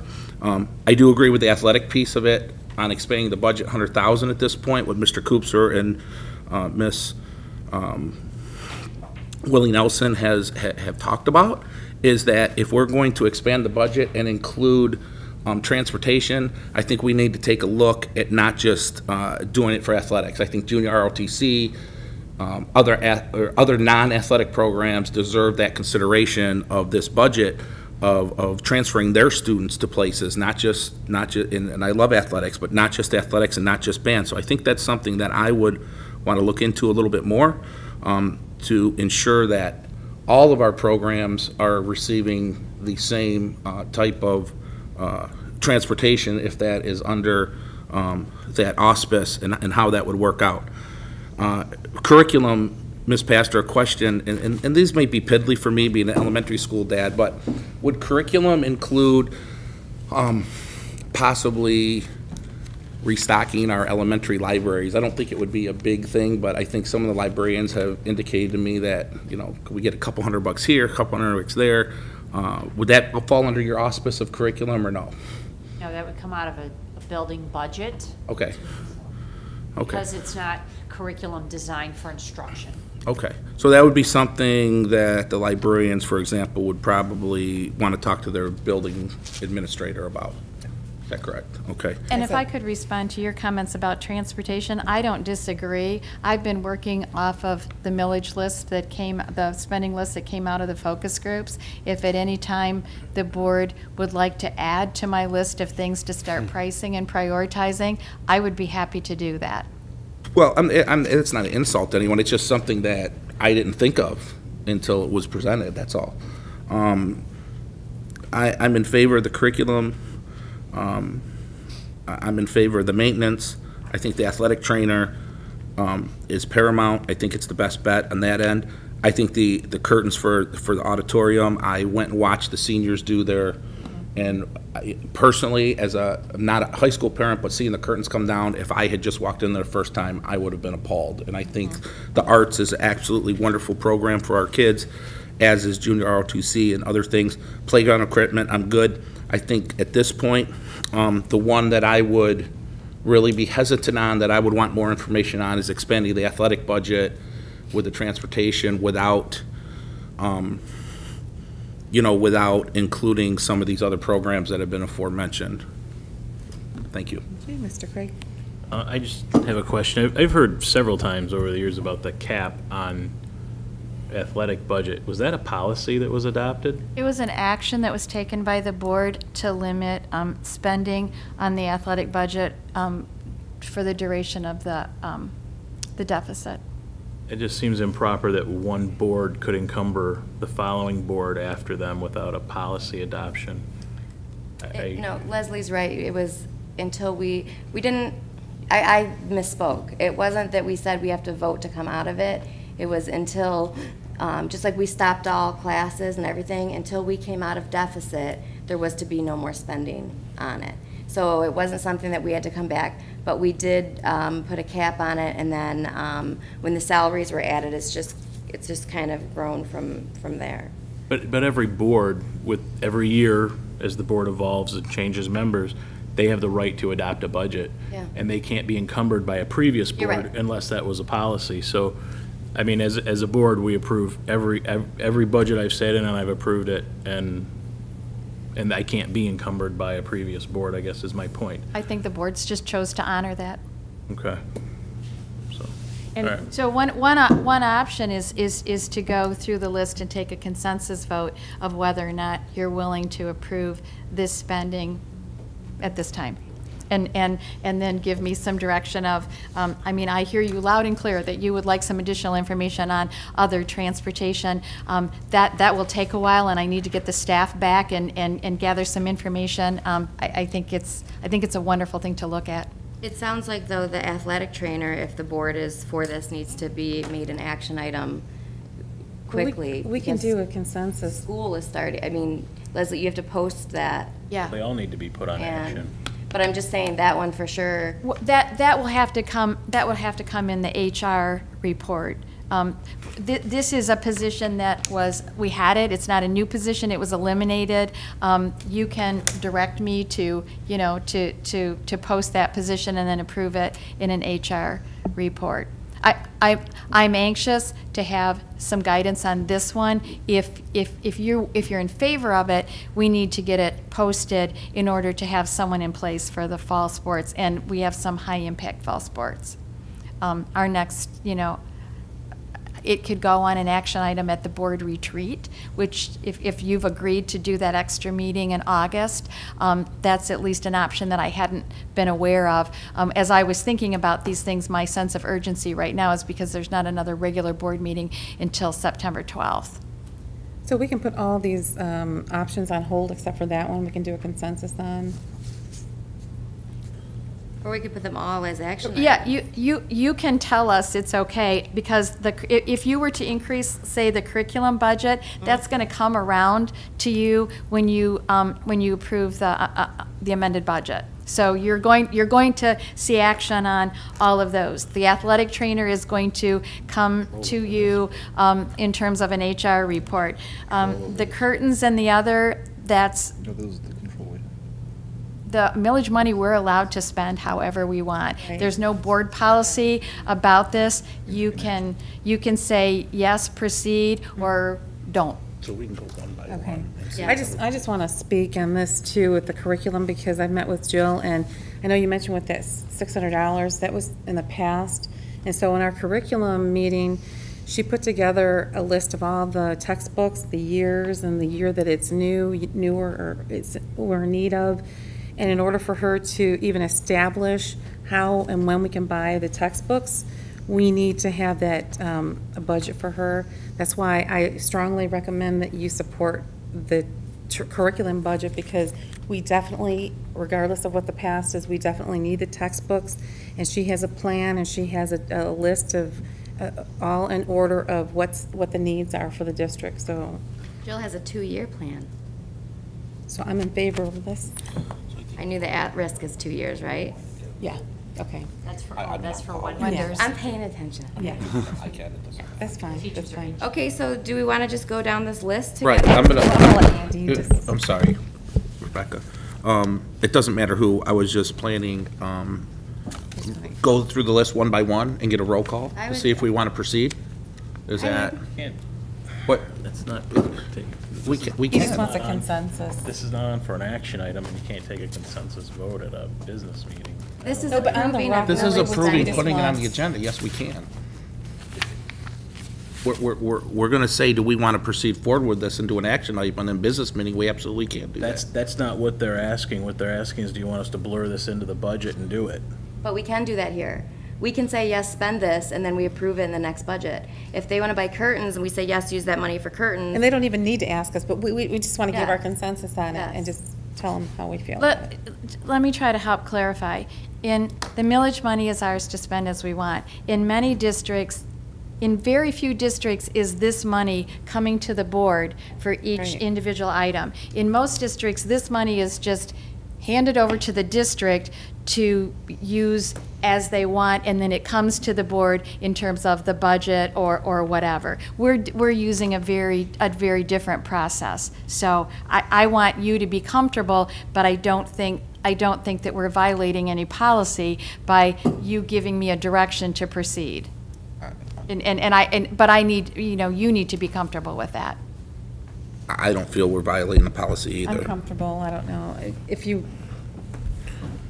don't feel comfortable, maybe just abstain. So if we want to talk about each item, can we go down Sure. the list? Curriculum, $200,000 increase in curriculum. Mr. Freitas? Yes. Yeah, I'm just supportive of that. Point of order, timeout. Is it easier for Teresa to call us? We're not- Or we're not? It's Okay. not a We're vote. just It's not a vote. discussing Okay, it. then. Not really a roll call vote. Okay, yes. I'm all for that, for curriculum. I don't have an issue with any of these items being presented, so I would be okay with that. I concur with that. I don't have a problem with any of them. Again, with the consideration of the expanded busing for other groups, but that's to come. So I don't have a problem with any of them. Doctor, may Uh, I- Mr. Green? Can we maybe expedite this process? I think unless I'm wrong, that the only area of possibly contention is proceeding with the athletic budget. I would not be in favor of that at this point. Other than Without that. more information. Without more information, exactly. Without more information, that would include other programs, as Mr. Koopser has mentioned. Other than that, I'm okay with everything else on this list. I concur with that. Neil, how do you feel about that? Or are you excluding? I'm good with everything even I'm with good the with everything, athletics. too. I agree, That's but fair, I Mr. would like to wait on the athletics until we have a little bit more, as Mr. Kupser said, and Andy, expand on what that will mean. So the majority's for everything that's, It'd mean more money. I mean, do you want her to do this? Well, there's a couple of different ways. I sense that I'm not bringing you athletics and other things rolled into it. I need to get you information about other transportation, which I'm assuming would include not just the secondary programs, but Right, and that's the question is, okay, so she hasn't expanded this. She's only looked at athletics. This is what's presented. If you want her to look at other things, that's gonna come with an additional price tag, but do you not wanna do this? if that comes back at, say, $30,000 to do other stuff? Are you saying we're At not doing this this? time, I'm not comfortable, I'm totally, athletic director, yes, and I think, and would hope Andy is on that interview panel.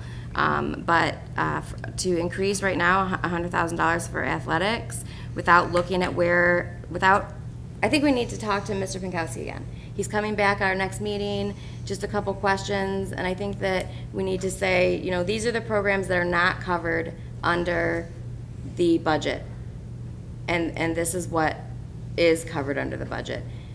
He could explain what this currently covers Yes. and what it would cover. I can tell you this will not come to you as a proposal for athletics that will include anything other than athletics. That will be a separate line item for transportation, and I have to think about how I capture all of those. We have district-sponsored programs. Athletics and band. You're including band in the athletic. He gave you a spreadsheet, and I included that. And I've tried to put in, we have never, band, for whatever bizarre reason I don't understand, years ago was included in the athletic That's what I'm asking. transportation. You said athletics, but we're including band and athletics. Okay. But I can pull with No, this. no, I'm okay with it. I got nothing against the Well, band. the state says that marching band is. Right. That's why you I'm opt just out double of checking. phys ed. I Keith, what do you can think? put band wherever you want me to put it in terms of transportation. You're the one who brought this up. Keep it at athletics. I'm okay with the whole list. Yeah. As presented, if you want a consensus. I'm fine fine with the whole list as entire it's presented. I still want to see that line item. recommendation. And maybe I'm hopeful that as we find out with the October update, that we might be able to find that in our budget to be able to expand that, and that's what I'm trying to, but I want to know what that There's pricing is. $253,000 left over in between this for the enhancement millage, right? So I mean, there is some funds available still for the other busing, correct? That we haven't approved or released with. We're recommendation reserving with that, and that realistically will be November before we will have all of that information in. Well, it sounds like Dr. Pomponio, it sounds to me like there's a majority of the board that approves all these programs. Personally, I would hold off. I would agree with Ms. Willie Nelson that athletics I would hold off on, but if we're the only two that's out of, or that kind of wants to hold back and everybody else wants to proceed with everything on this list, I mean, I'm good with going with the board. Our count numbers are gonna affect our athletic budget as well, so. But you don't need our approval, right? I have a clear direction from you on everything except an additional athletic budget. So I think if there's not a clear direction, we wait a bit and I get additional information and we get Mr. Pinkowski back here to answer whatever questions you might have, because busing is only one part of this. There are a lot of equipment needs, and I think I can't answer all those questions. So And he I think comes that there's an back. opportunity of maybe balancing the equipment needs along with those additional busing needs. Okay, I will do I that. think that might be able to.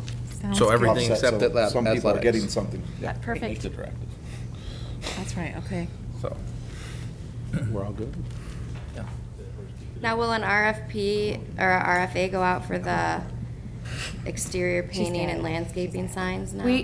We already have a quote. Oh. And that amount we're all set. The painting will start tomorrow. Oh, perfect. So that's a go. And then the landscape stuff, we don't have all of, we had a landscape architect do we had the most gorgeous landscaping designs that in my wildest dreams we would never be able to afford. So we need to go back and walk again and kind of have the scaled back version of that. So that's to be determined, and with where we are with work right now, that will probably be a spring project.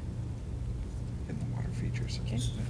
Thank you, Mr. Ring. So if I'm clear, because I'm a confused little boy and I'm not so little,